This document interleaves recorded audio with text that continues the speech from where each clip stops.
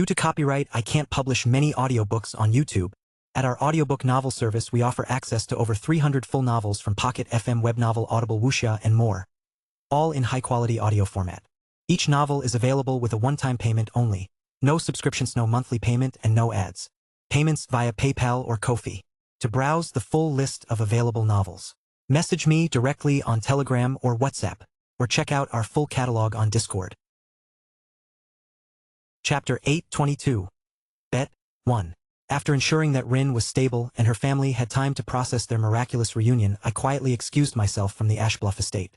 The sight of them together, truly together for the first time in 18 years, filled me with satisfaction that made every moment of strain worthwhile. But there were other matters that required my attention, and I had already imposed on their hospitality long enough. "Where are you going?" Jean asked as I prepared to leave, his diplomatic instincts recognizing that my departure carried more weight than a simple farewell. "To settle an old debt," I replied, simply adjusting Nixthar's position at my side. "There's someone I need to see at the western border." Valen looked up from where he sat beside Rin's bed, his enhanced senses no doubt detecting the subtle shift in my demeanor. "The Savage Communion?" I confirmed with a slight smile. "Don't worry about it. I'll be back before you know it." What I didn't mention was that this particular obligation had been weighing on my mind for years, ever since I had made a desperate gamble to save someone's life. The time had finally come to see whether my confidence in my own growth had been justified or whether I had simply made a promise I couldn't keep. The journey to the western border took a simple warp. As I reached the frontier regions where the western continent met the contested territories controlled by various cult factions, I felt my anticipation building with each passing mile. The landscape below gradually transformed from the ordered farmlands and prosperous cities of the Ashbluff Kingdom into something more wild and dangerous. Fortified outposts dotted the terrain like islands of civilization in an increasingly hostile sea, while patrol routes carved visible paths through territories where magical beasts and cult infiltrators posed constant threats. Finally, I spotted my destination. The massive fortress complex that served as the western border's primary defensive installation. Fort Meridian had been built to withstand siege warfare on a continental scale, its walls reinforced with layers of protective enchantments, while massive artillery emplacements provided both magical and conventional firepower capable of repelling army-sized assaults. But more importantly, it was home to Grand Marshal Maylin Potton, the woman whose life I had saved years ago through a gamble that had seemed insane to everyone who witnessed it. I descended toward the fortress's central courtyard, my approach triggering immediate responses from the defensive systems. Alert signals blazed across the complex as guards rushed to their stations, but before any hostile action could be taken, a familiar voice cut through the chaos with commanding authority. "Stand down. All units stand down immediately." Grand Marshal Maylin Potton emerged from the fortress's command structure with the kind of purposeful stride that had earned her recognition as one of the continent's most effective military leaders. Her navy blue hair was pulled back in the practical style favored by career soldiers, while her golden eyes carried the sharp intelligence that had allowed her to coordinate defensive operations across hundreds of miles of contested territory. She had changed since our last meeting. Not just physically, though the years had added subtle lines around her eyes that spoke to the burden of constant vigilance, but in the confidence she projected. This was no longer the desperate officer who had faced certain death at the hands of an overwhelming enemy. This was a leader who had proven herself through countless battles and earned the absolute loyalty of everyone under her command. "Arthur Nightingale," she said as I touched down in the courtyard, her voice carrying a mixture of emotions too complex for simple categorization. "You actually returned."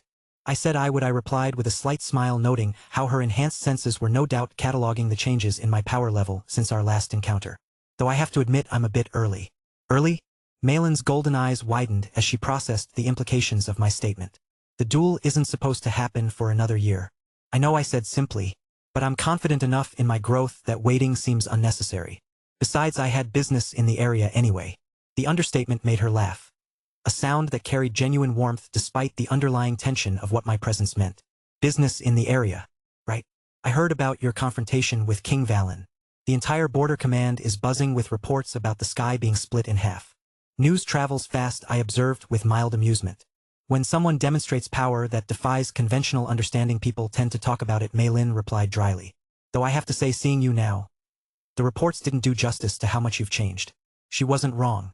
The last time Maylin had seen me, I had been powerful for my age, but still recognizably within normal parameters for magical development. Now, standing before her with capabilities that approached the legendary, I must have presented quite a contrast to her memories. "You've grown too," I said, genuine respect coloring my voice as I observed the changes in her bearing and presence. "Grand Marshal suits you." A slight flush colored her cheeks at the compliment, though her professional composure remained intact. I had good motivation to improve. When someone saves your life by promising to duel one of the world's most dangerous cult leaders, it tends to inspire personal development. About that, I said, my tone growing more serious. How have things been on the border? Any increased activity from the Savage Communion? Malin's expression darkened slightly as she considered her response. Probing attacks mostly. The Axe King seems to be testing our defenses, looking for weaknesses he can exploit when the time comes. But nothing like a full assault yet. He's been waiting, I realized. We walked together toward the fortress's command center, her staff maintaining respectful distance while clearly curious about the legendary figure who had appeared so suddenly. As we moved through the corridors, Malin's expression grew more thoughtful. I heard about Alara, she said quietly, her voice carrying genuine sympathy. I'm sorry for your loss. The mention of my sixth fiancé's name brought a familiar pang of grief that I had learned to carry without letting it overwhelm me. Thank you, I replied simply. She would have liked you, I think. You both shared that stubborn refusal to back down from impossible odds. Is that why you're here early? Malin asked with the kind of insight that had made her such an effective leader. Because waiting has become harder than acting? Partly, I admitted. But mostly because I've reached the point where I'm confident in the outcome. The Axe King is powerful certainly, but it won't matter. Malin studied my face with those sharp golden eyes, searching for any trace of doubt or uncertainty. Whatever she found seemed to satisfy her because her expression gradually shifted from concern to something approaching anticipation. So what's the plan? She asked as we reached her private office. March into Savage Communion territory and challenge him directly? Something like that, I said, moving toward the large windows that provided a view of the contested territories beyond the fortress walls. Though I think a more direct approach would be appropriate. Before Malin could ask what I meant, I began to release the careful controls I maintained over my mana signature. The effect was immediate and dramatic. Waves of power radiated outward from my position, washing across the fortress and beyond with the kind of intensity that would be impossible to ignore. Every person with magical sensitivity within a 100-mile radius would feel that surge of energy, but only one individual would understand its true meaning. The Axe King had been waiting 8 years for this confrontation, and now I was announcing my presence with unmistakable clarity. Arthur, Malin said with growing alarm as she felt the sheer magnitude of power I was projecting. What are you doing? Calling him out, I replied calmly, my enhanced senses already detecting the response my challenge had provoked. He'll be here within minutes. Here? You're gonna fight him here? The fortress is well protected, I pointed out. Your people will be safe behind the barriers and will have plenty of room to settle things properly. As if summoned by my words, a new presence appeared on the edge of my perception. Massive, violent, and radiating the kind of bloodthirsty anticipation that spoke to years of waiting for this moment. The Axe King was coming, and he was bringing everything he had. Get your people to safety, I said, moving back toward the courtyard while Nixthar hummed with anticipation at my side. This won't take long. The air itself seemed to thicken as something enormous approached the fortress at tremendous speed. Windows rattled in their frames while the very ground began to vibrate under the pressure of an approaching force that defied easy classification. Then he appeared. The Axe King materialized above the fortress in an explosion of violent energy that made the sky itself seem to recoil. He was exactly as I remembered from our previous encounter. A giant of a man whose very presence radiated barely controlled savagery, his massive frame wrapped in armor that looked like it had been forged from the bones of fallen gods. In his hands he carried the weapon that had earned him his title, an axe of such immense proportions that it seemed more like a natural disaster given physical form. The blade gleamed with malevolent energy, while runes of destruction pulsed along its edge, promising devastation beyond mortal comprehension. His eyes found me in the courtyard below, and the smile that spread across his scarred features was the stuff of nightmares. This was someone who lived for violence, who found joy in destruction, who had spent 8 years anticipating the moment when he could finally test himself against someone worthy of his full attention. Chapter 8:23. Bet 2. The massive axe descended through the air like a falling star, its trajectory aimed directly at the courtyard where I stood. Vorgoth Ironmaw, the Axe King, had put everything behind this opening strike, the kind of devastating attack that had ended countless battles before they could truly begin. The weapon's edge gleamed with miasma and axe unity, while the very air seemed to split before its passage, creating a wake of distorted space that spoke to forces beyond conventional understanding. I had been prepared to meet the strike, heat in my hand, already moving toward Nixthar's hilt, while my enhanced reflexes calculated the optimal angle for deflection. This was exactly the kind of straightforward challenge I had expected from someone whose reputation was built on overwhelming force rather than subtle technique. What I hadn't expected was for Malin to suddenly appear between the descending axe and its intended target. Malin, no. I called out, but she was already in motion, her own weapon materializing in her hands with practiced efficiency. Her scythe was a work of art in its own right, a weapon forged specifically for someone of her capabilities and enhanced with enchantments that reflected years of accumulated battle experience. The curved blade gleamed with silver light while intricate runes ran along its shaft, marking it as a weapon worthy of someone who had earned the rank of Grand Marshal through merit rather than politics. She moved with the fluid grace of someone who had spent decades perfecting her craft, her stance shifting into perfect defensive positioning, while her golden eyes tracked the axe's approach with analytical precision. But even as I watched her prepare to intercept the strike, I could see the fundamental problem with what she was attempting. Mei Lin was powerful, high immortal rank with combat experience that few could match and technique refined through countless battles. Under normal circumstances, she would have been more than capable of deflecting or redirecting an attack from most opponents regardless of their reputation or classification. But Vorgoth Iron Maw wasn't most opponents. The Axe King was one of the 5 cult leaders beings whose power approached the legendary, while their willingness to embrace corruption and destruction removed most of the moral limitations that constrained conventional combatants. His strength was in the low Radiant rank category, with decades of experience fighting opponents who possessed capabilities that defied easy categorization. Mei Lin's scythe met the axe's edge with a sound like thunder, splitting the heaven's silver light, clashing against malevolent darkness in a display that would have been visible from miles away. For a moment, just a moment, it seemed as though her defensive technique might succeed in redirecting the devastating attack. Then Vorgoth poured more power into his strike. The additional force wasn't subtle or gradual. It was an explosion of violent energy that transformed what had been a powerful but manageable attack into something approaching a natural disaster. Dark mana erupted around the axe's blade like liquid shadow given physical form, while the weapon's enchantments blazed with renewed intensity that spoke to their creator's willingness to embrace any cost for the sake of absolute destruction. I watched in slow motion as Mei Lin's defensive stance began to buckle under the overwhelming pressure. Her scythe, despite its quality and her considerable skill, simply wasn't designed to handle forces of this magnitude. Hairline cracks appeared along the weapon's shaft, while the protective enchantments that should have absorbed the impact started to flicker and fail. Her golden eyes widened with shocked recognition as she realized that her strength, considerable though it was, had been insufficient for the task she had attempted. The axe continued its descent, its trajectory barely altered by her intervention, while her defensive position crumbled under the weight of absolute power. But I was already moving. Nixthar cleared its sheath in a single fluid motion, the legendary blade singing with anticipation, as I channeled everything I had learned during my time in the demon realm. Soul resonance flooded my system with enhanced capabilities, while lucent harmony synchronized my magical channels for optimal efficiency. Seraphim's embrace wrapped me in protective energy that made my skin shine with subtle radiance, while every technique I had mastered combined into perfect unity of purpose. I reached Mei Lin's position just as her scythe finally succumbed to the overwhelming force bearing down upon it. The weapon shattered like glass fragments of enchanted metal scattering across the courtyard, while she stumbled backward with shock clear in her expression. My left arm wrapped around her waist, pulling her against my side, while my right hand brought Nixthar up in a perfect defensive arc. The timing was precise to the microsecond.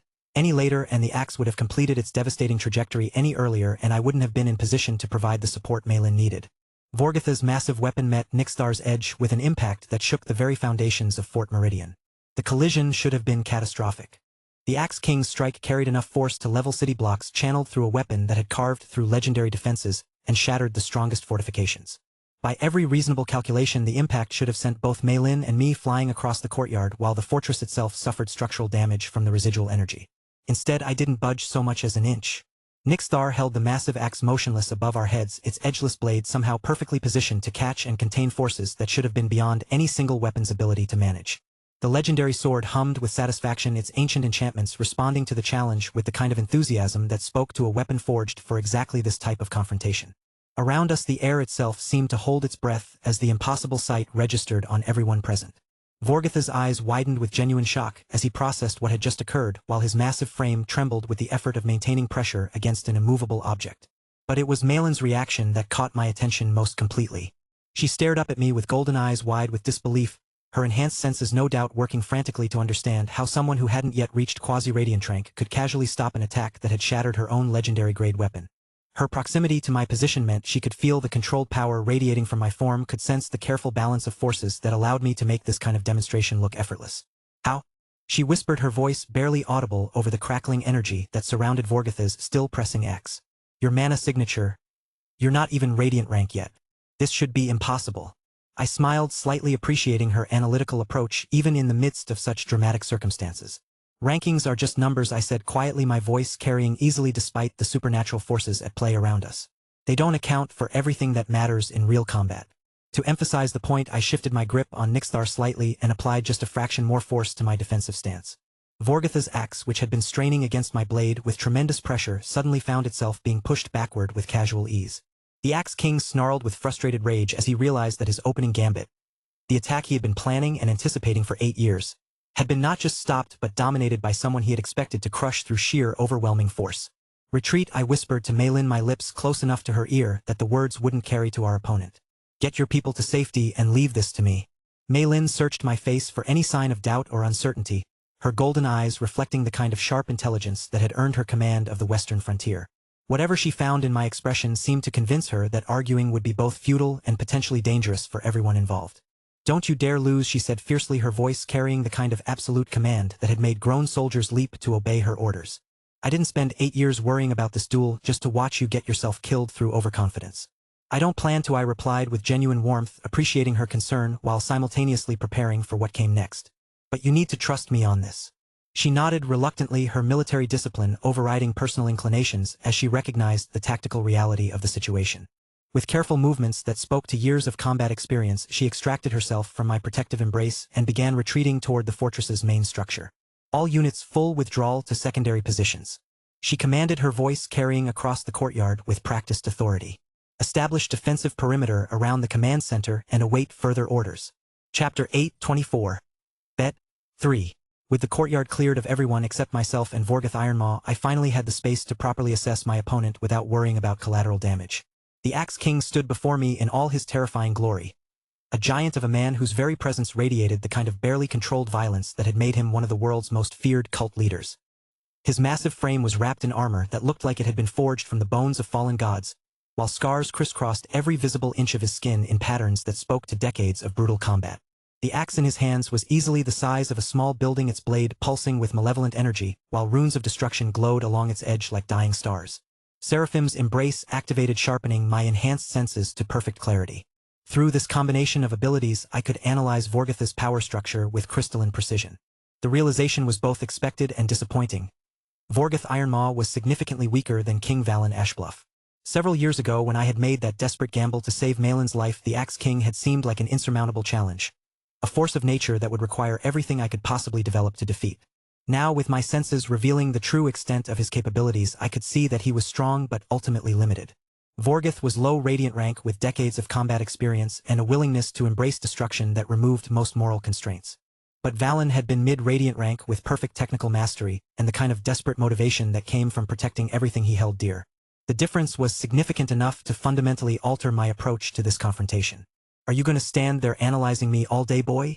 Vorgoth snarled, his scarred features twisting into an expression of savage anticipation. "Or are we going to settle this properly?" "Just making sure I understand what I'm dealing with," I replied calmly, allowing lucent harmony to synchronize my magical channels for optimal efficiency. I wouldn't want to accidentally end this too quickly. The Axe King's eyes narrowed at what he clearly interpreted as an insult, miasma beginning to coil around his massive frame like living shadow. "Arrogant little shit," he growled, raising his weapon with both hands. "Let's see how confident you are when I'm wearing your entrails as jewelry." He launched himself forward with explosive force, his enhanced speed creating sonic booms that shattered what remained of the courtyard's decorative elements. The axe came down in a devastating arc that carried enough power to split mountains, while his battle cry echoed across the fortress with the kind of primal fury that had broken the will of countless opponents. I met his charge without flinching, Nixthar rising to intercept the massive weapon with surgical precision. When the blades met, the impact sent shockwaves radiating outward that cracked the reinforced stone beneath our feet and made the fortress walls tremble with residual energy. But unlike my battle with Valen, I didn't need to activate every enhancement at my disposal. Mythic Body provided more than enough physical strength to match Vorgoth's capabilities, while my perfected technique allowed me to redirect his overwhelming force with minimal effort. "What?" he gasped as his axe was deflected away from its intended target, his momentum carrying him past me while I remained perfectly balanced. "You're strong," I acknowledged, turning to face him as he recovered from the failed strike. "But strength without precision is just noise." To demonstrate the point, I shifted into the first movement of my grade 6 art. Godflash. Nixthar moved in a silver arc that seemed to bend space around its passage, the strike arriving at Vorgoth's position before he could properly register that I had moved. "Impossible," he snarled, staggering backward while dark blood seeped through the crack in his protection. "You're not even Radiant rank. How are you?" "Godflash. Absolute." The enhanced version of my technique struck before he could finish the question, Nixthar's edge finding the gap in his defenses with mathematical precision. This time the cut was deeper, carving through layers of enhanced bone and corrupted flesh, while the Axe King's own momentum worked against his attempts to evade. "Rankings are just numbers," I said, echoing my earlier words to Maylin while preparing for the next exchange. "They don't account for actual capability or refined technique." Vorgoth roared with frustrated rage as he realized that his reputation and raw power were insufficient against someone who had developed beyond conventional classification systems. Dark mana erupted around him in waves that made the very air seem to recoil while his axe blazed with renewed intensity as he channeled everything he possessed into a devastating counterattack. The weapon came at me in a whirlwind of destruction, each strike carrying enough force to level city blocks while his enhanced speed pushed his movements beyond what most observers could track. It was an impressive display of violence that would have overwhelmed the vast majority of opponents he had faced throughout his career. But I had fought King Valen Ashbluff, a man whose technical mastery and desperate motivation had pushed me to the very limits of my capabilities. Compared to that life-or-death struggle against someone who possessed both superior power and perfect technique, Vorgoth's assault felt almost manageable. I wove between his attacks with fluid grace, Nixthar deflecting the strikes I couldn't avoid while Soul Vision tracked every movement with perfect clarity. Where Valen had forced me to activate my domain and use Grey Power, the Axe King's assault required only my basic enhancement techniques. "Hold still, you slippery bastard!" Vorgoth bellowed, frustration bleeding through his savage demeanor as strike after strike failed to connect with anything more substantial than empty air. "Why would I do that?" I asked conversationally, using the second movement of my Grade 6 art to demonstrate my point. Hollow Eclipse. The technique created a void-like cutting force that severed a section of his axe's handle, the weapon suddenly becoming unbalanced as part of its structure was cleanly removed. Vorgoth stared in shock at his suddenly damaged weapon, his mind struggling to process what had just occurred. "What did you do to my axe?" he demanded, genuine alarm creeping into his voice for the first time since our confrontation began. "Showed you the difference between raw power and refined technique," I replied, settling into position for what I already knew would be the final exchange of our battle. The Axe King's face contorted with desperate fury as he realized that everything he had built his reputation on was proving insufficient against an opponent who operated according to different rules entirely. With a roar that shook the very foundations of the fortress, he channeled every ounce of power he possessed into one last devastating assault. Dark mana coalesced around his damaged weapon in layers that transformed it from a simple axe into something approaching a force of nature. The blade, despite being partially severed, blazed with malevolent energy, while reality itself seemed to bend around its edge. This was the technique that had earned him his fearsome reputation, the attack that had broken armies and shattered the defenses of the strongest fortifications. I watched the approaching devastation with calm analytical interest, noting through Soul Vision the way he had managed to compensate for his weapon's damage through sheer force of will and accumulated power. It was impressive work that demonstrated why he had earned his position among the cult leaders, even if it ultimately fell short of what would be required to challenge me seriously. As the enhanced axe reached the peak of its destructive potential, I shifted into the third movement of my Grade 6 art. Stellar Cascade. The technique manifested as a downward waterfall of cutting energy, each strike flowing into the next with perfect precision. Vorgoth's ultimate attack met my cascade head-on, the collision creating a brief moment where competing forces of annihilation struggled for dominance. Then my technique overwhelmed his completely. The cascade tore through his enhanced axe, his bone armor, and finally the man himself with surgical precision that left no room for survival or last-minute escapes. Vorgoth Ironmaw, the Axe King, one of the 5 cult leaders' terror of the western frontier, fell before forces that operated beyond his ability to comprehend or resist. His body collapsed to the cracked stone of the courtyard, the fearsome reputation that had taken decades to build extinguished in a matter of minutes by someone who hadn't even needed to reveal the full extent of his capabilities. I stood over his remains for a moment, feeling oddly melancholy about how anticlimactic the confrontation had proven to be. 8 years ago this man had represented an impossible challenge. A goal so distant that reaching it seemed like pure fantasy. Now, with perspective granted by battles against beings who could reshape reality with their will alone, he felt almost small. "It's finished," I said quietly, my words carrying across the courtyard to where Mei Lin and her soldiers waited behind the fortress's protective barriers. Chapter 825. Bet. 4. Gideon Ironmaw stood at the highest tower of the Savage Communion's fortress, his hands gripping the stone balustrade with enough force to crack the reinforced material. His golden eyes, so similar to his father's, stared westward, toward the distant border, where he knew the confrontation that would determine his future was about to unfold. Today was the day. After years of anticipation, the duel between his father and Arthur Nightingale would finally take place.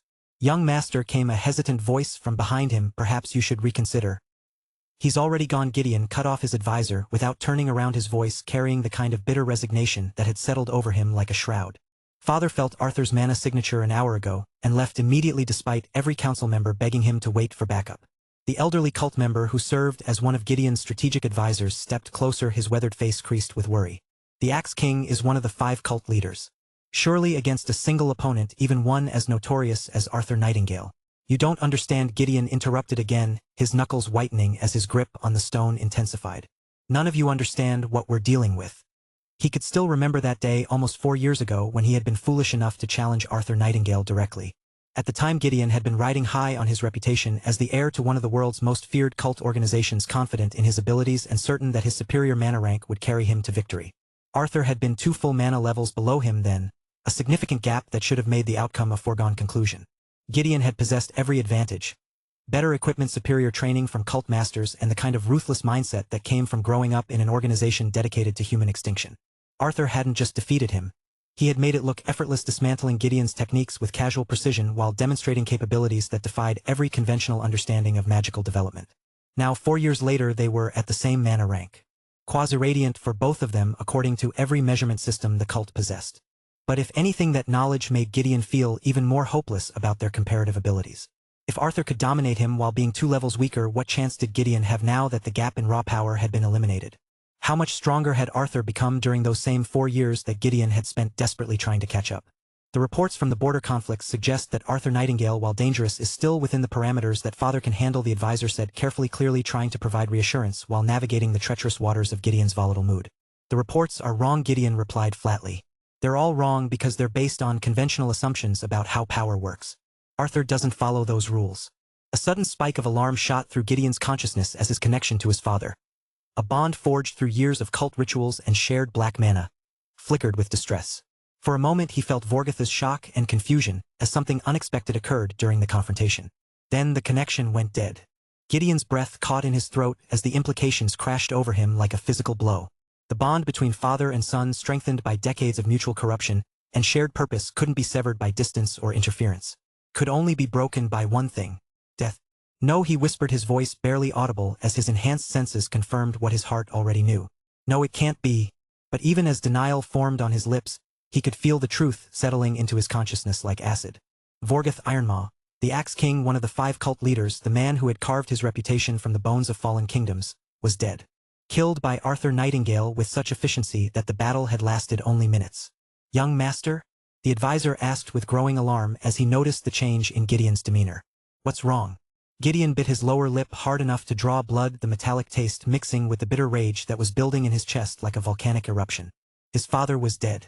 The man who had trained him, shaped him, prepared him to inherit leadership of the Savage Communion, had been killed by the same person who had humiliated Gideon so thoroughly 4 years ago.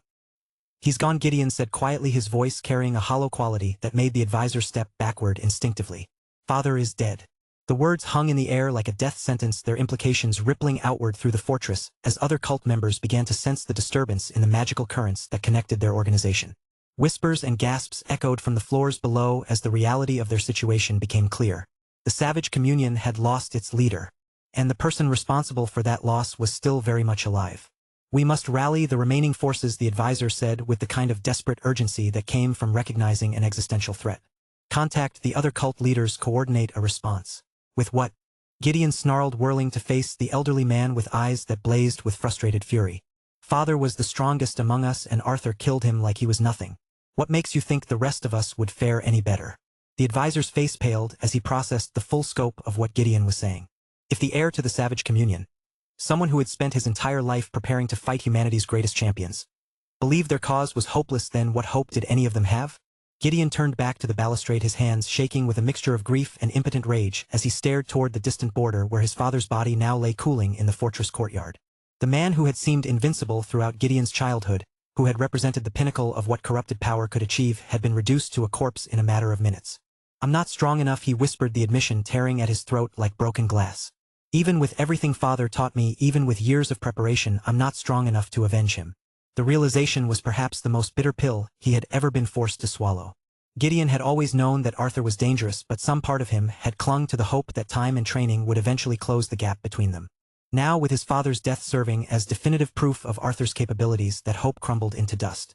He was quasi-radiant rank just like Arthur. By every conventional measure, they should have been evenly matched. But Gideon knew with absolute certainty that if he faced Arthur again, the outcome would be exactly the same as 4 years ago. Only this time Arthur might not show mercy. Young master, the advisor said hesitantly, perhaps it would be wise to consider strategic withdrawal? The other cult territories could run? Gideon's laugh was bitter and hollow. Hide in some distant corner of the world while Arthur picks apart everything father built. While he systematically hunts down everyone I've ever cared about. It would be temporary, the advisor insisted. Until we can find a way to match his power or... There is no way, Gideon said with finality that cut through the man's desperate optimism. Not through conventional means. Not through training or artifacts or clever alliances. Arthur has transcended those limitations entirely. As the words left his mouth, Gideon felt something settle over him like a shroud. A depth of despair so profound that it made his earlier grief seem shallow by comparison. His father was dead. His organization was doomed. Everyone he had sworn to protect would eventually fall to Arthur's inexorable advance. And there was nothing he could do to stop it.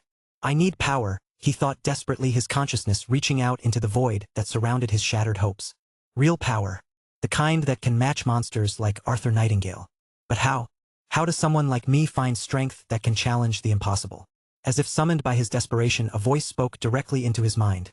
Not through his ears but through some deeper channel that bypassed his physical senses entirely. Do you truly wish for power, young one? Gideon's head snapped up, his enhanced senses searching frantically for the source of the communication. But there was nothing. No magical signature, no physical presence, no indication of where the voice might be originating. Power to destroy those who have wronged you? Power to remake this world according to your vision?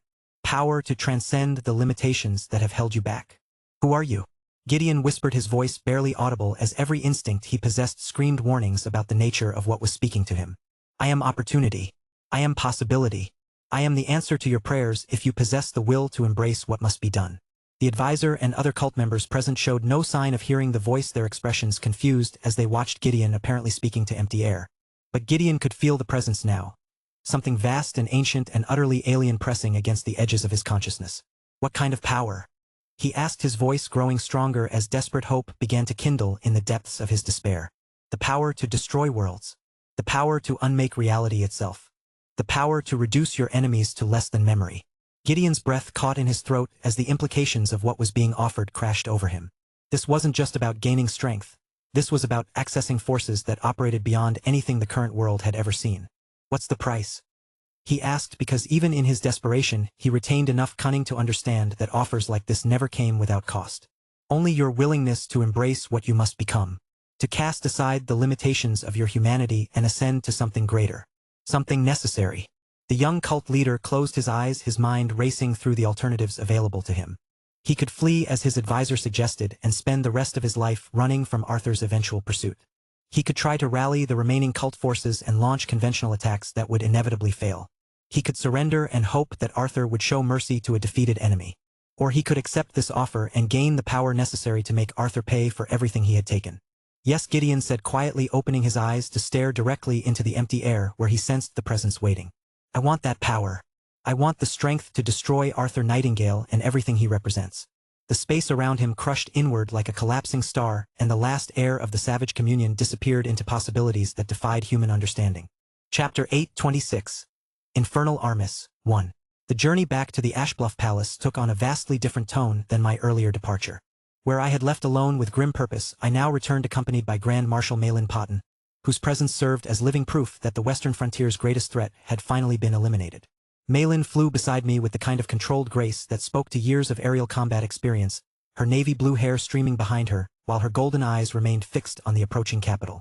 She had insisted on accompanying me to deliver the news, personally claiming that reports of the Axe King's death needed to come from someone whose authority couldn't be questioned. Are you certain you're ready for this? I asked as the familiar spires of the royal palace came into view. The political implications of Vorgotha's death are going to ripple across the entire continent. I've been preparing for this moment for years, Malin replied with quiet determination. The Western frontier can finally begin planning for expansion rather than just survival. That's worth any amount of political complexity. We descended toward the palace grounds, our approach immediately triggering responses from the enhanced security systems that had been implemented since my earlier confrontation with Valen. Guards rushed to positions along the walls while sensors swept us with identification protocols, though the alerts died away quickly as our identities were confirmed. King Valen emerged from the main palace structure before we had even fully landed, his enhanced senses no doubt having detected our approach from miles away. His expression carried the kind of carefully controlled anticipation that spoke to a ruler who understood that unexpected visits from powerful individuals rarely brought simple news. Arthur, he said as I touched down in the courtyard, his gray eyes immediately shifting to assess Malin's presence. Grand Marshal Potton. This is unexpected. Your Majesty, Malin replied with crisp military formality, bowing slightly while maintaining the bearing of someone delivering information of critical importance. I come bearing news from the Western frontier. The duel, Valen said with immediate understanding, his gaze returning to me with sharp intensity. Is finished? Vorgoth Ironmaw is dead, I confirmed, simply noting how the words seemed to hit Valen with almost physical force despite his composed demeanor. For a moment the king of the Western continent simply stared at me, processing the implications of what I had just announced. The Axe King had been one of the 5 cult leaders. His death represented a fundamental shift in the balance of power that would affect every aspect of continental politics. How? Valen asked, finally, his voice carrying the kind of careful neutrality that came from recognizing that the answer might be more significant than the simple fact of victory. Quickly, I replied with deliberate understatement. He was strong. Mei Lin stepped forward, her golden eyes reflecting the kind of professional satisfaction that came from witnessing the elimination of a long-standing threat. The battle lasted perhaps 10 minutes, Your Majesty. Arthur dominated the confrontation from the beginning. 10 minutes, Valen repeated slowly, his analytical mind clearly working through the implications of such an overwhelming victory. Against one of the 5 cult leaders. The continent owes you a debt beyond measure, Arthur. With the Axe King dead, the Western frontier can finally. I was simply upholding an oath, I interrupted gently but firmly. 7 years ago I made a promise to duel Vorgoth in exchange for Grand Marshal Potten's life. That debt has now been settled. Still, Valen insisted, genuine gratitude bleeding through his royal composure. What you've accomplished will save countless lives. The Savage Communion's expansion has been checked and their leadership structure has been severely damaged. That comment sparked a train of thought that had been developing during my flight back to the capital. With Vorgoth dead and the cult's primary military leader eliminated, this represented an ideal opportunity to address the broader threat they posed to continental stability. About that, I said, my tone growing more serious as I considered the strategic implications. With the Axe King gone, the Savage Communion has lost their most effective pope. This might be the perfect time for a coordinated assault on their remaining strongholds. Valen's eyes sharpened with immediate interest. You're suggesting a full campaign against their territories? I'm suggesting that you coordinate such a campaign, I clarified, noting how both Valen and Mei Lin leaned forward slightly at the distinction. The Western continent has the military resources and strategic position to roll up their remaining installations before they can reorganize under new leadership. And you? Mei Lin asked with obvious concern. Surely your participation would be crucial for ensuring success against their remaining cult leaders. I shook my head with a slight smile. My work here is finished. I've honored my obligations to both the Ashbluff family and the Western frontier. Now I need to return home with Stella and focus on other matters that require my attention. We moved into the palace proper as our conversation continued, the familiar corridors now feeling oddly peaceful after the various confrontations that had taken place over the past few days. Servants and guards bowed respectfully as we passed, though I noted how their deference carried a different quality now. Recognition of someone whose capabilities had been definitively proven rather than simple acknowledgement of rank or reputation. The intelligence network suggests that without Vorgoth's direct leadership, the remaining cult territories will likely fracture into competing factions, Mei Lin observed, as we entered one of the palace's strategic planning chambers. If we move quickly, we can prevent them from consolidating under unified command. Exactly, Valen agreed, his mind clearly already working through deployment schedules and resource allocation. A series of coordinated strikes over the next 6 months could break their remaining power permanently. I nodded approvingly at their strategic thinking, satisfied that the Western frontier would be in capable hands after my departure. Both Valen and Mei Lin possessed the experience and resources necessary to handle threats that operated through conventional means, even if those threats remained dangerous to normal military forces. When do you plan to leave? Valen asked, turning his attention back to me with an expression that mixed understanding with genuine regret. Within the next few days, I replied. I want to make sure Rin is fully stabilized in her recovery, and Stella has been patient about extending our visit longer than originally planned. She's remarkable, your daughter, Mei Lin commented with the kind of genuine warmth that spoke to someone who genuinely appreciated exceptional individuals. Her composure during the border crisis was unusual for someone her age. Stella has had to adapt to circumstances that most children never face, I said with paternal pride mixed with slight concern about the responsibilities she had been forced to shoulder. Though I try to ensure she has as normal a childhood as possible. We continued discussing various aspects of the planned campaign against the Savage Communion, with Valen and Mei Lin working through tactical considerations while I offered occasional insights based on my understanding of cult operations and leadership structures. The conversation was both productive and oddly relaxing, the kind of strategic planning session that reminded me why I valued competent allies even when I could handle most threats directly. Then something changed. It started as a subtle shift in the ambient mana levels around the palace, the kind of disturbance that enhanced senses could detect but normal perception might miss entirely. Both Valen and I straightened immediately, our conversation dying as we focused on identifying the source of the anomaly. Do you feel that? Valen asked, his voice carrying the kind of tension that came from recognizing potential danger without being able to identify its nature. Yes, I confirmed, my enhanced senses reaching out to analyze the growing disturbance. Something powerful is approaching. Very powerful. The sensation continued to build layers of energy accumulating in patterns that spoke to forces operating on a scale that dwarfed most magical phenomena. Through our mental link, I felt Luna's attention snap to full alertness as she detected the same anomalous readings. Arthur, her voice carried urgent concern. This energy signature. It's not from this world. Before I could respond to her warning, the disturbance reached a crescendo that made every enhanced individual in the palace grounds stagger under its intensity. Outside the windows we could see a streak of light blazing across the sky. Not a meteor or natural phenomenon, but something artificial that moved with purposeful trajectory. Whatever it was impacted the earth perhaps 50 miles from the capital, the force of its arrival sending shockwaves through the ground that rattled the palace's foundations despite the distance involved. What in the name of the gods was that? Valen demanded, his enhanced senses clearly struggling to process readings that defied easy categorization. But even as he spoke, recognition was dawning in my consciousness, as Luna's memories provided context for what we had just witnessed. The original Arthur had told us about artifacts like this, objects of power so immense that they existed partially outside normal spacetime, appearing in various worlds and eras according to patterns that defied conventional understanding. That, I said quietly, my voice carrying a mixture of awe and growing concern, was a mythical-grade artifact making planetfall. Mythical grade? Valen repeated, his analytical mind clearly working through the implications of such a classification. I thought those were theoretical constructs. Not theoretical, Luna confirmed through our mental link, her ancient knowledge providing details that made my blood run cold. That's infernal armis. One of the 7 artifacts that swim through spacetime itself, appearing wherever reality grows thin enough to permit their passage. What kind of artifact? Maylin asked, though her military instincts were clearly screaming warnings about the nature of what had just arrived on their world. I stared out the window toward the distant impact site, my enhanced vision detecting the pillar of otherworldly light that now rose from the crater like a beacon calling to every power-hungry individual on the continent. The Artifact of Ruin. Chapter 8:27. Infernal Armis. 2. The palace's strategic command center had been hastily converted into a crisis management facility, its walls lined with holographic displays that showed satellite feeds from the impact site. The Infernal Armis rested at the center of a massive crater that extended far beyond the border of the western continent into the land of the savage communion, its presence bending spacetime around it like a predator coiling its claws around its prey, in this case reality. Seriously, what the hell is that thing?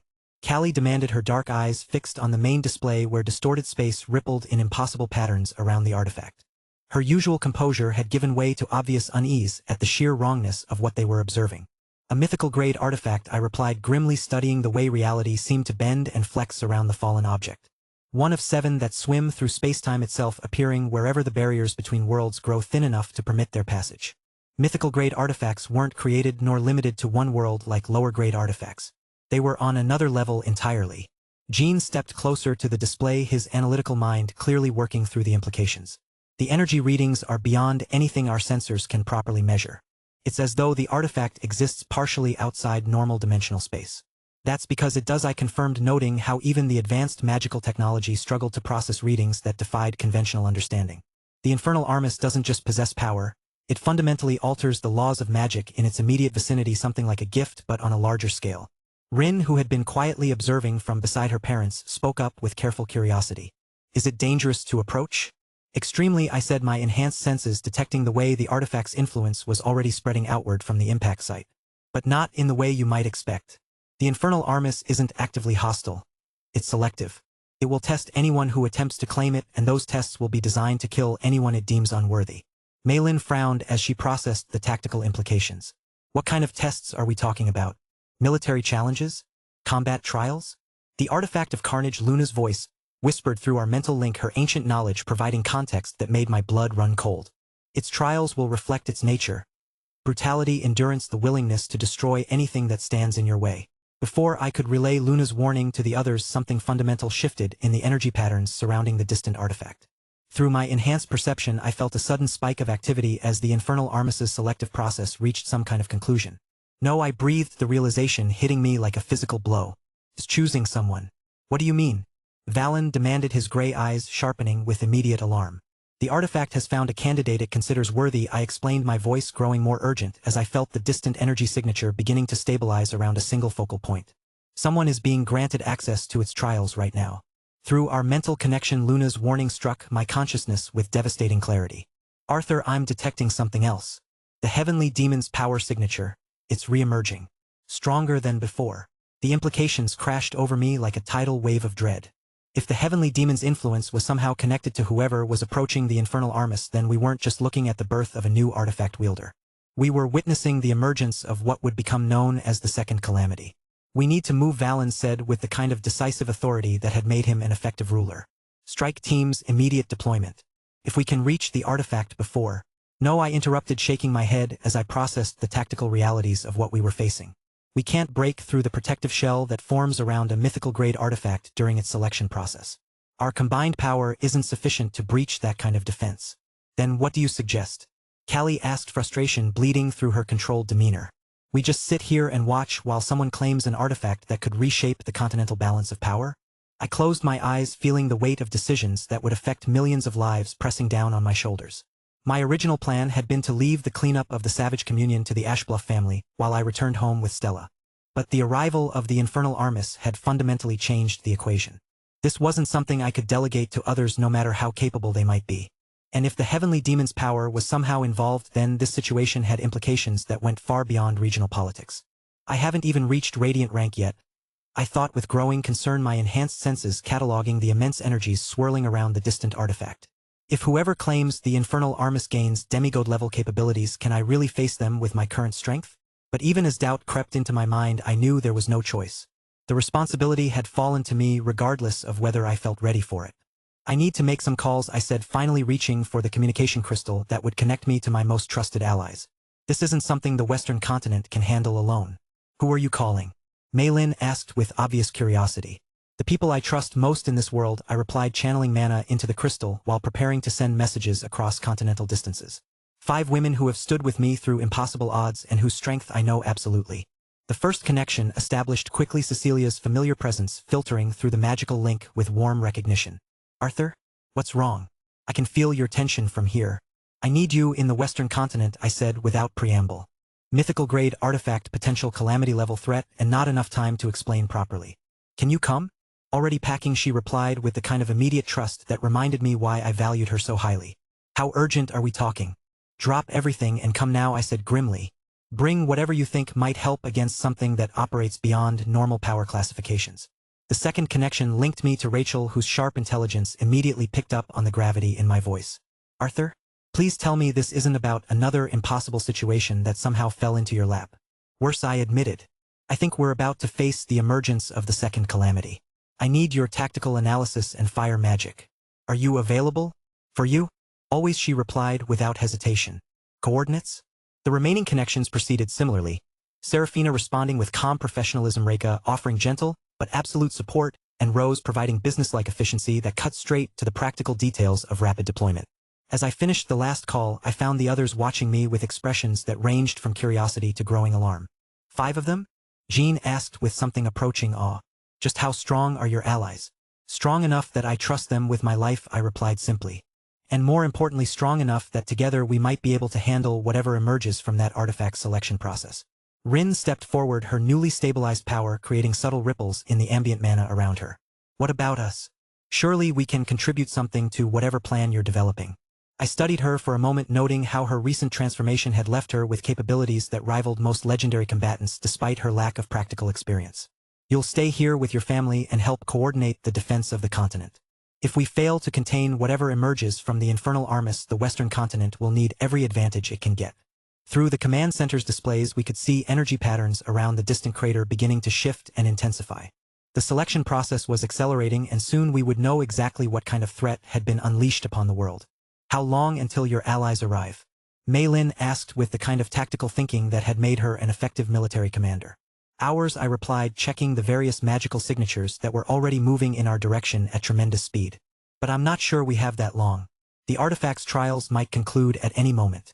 Callie's expression grew more determined as she processed the implications. Then we prepare for the worst and hope for the best.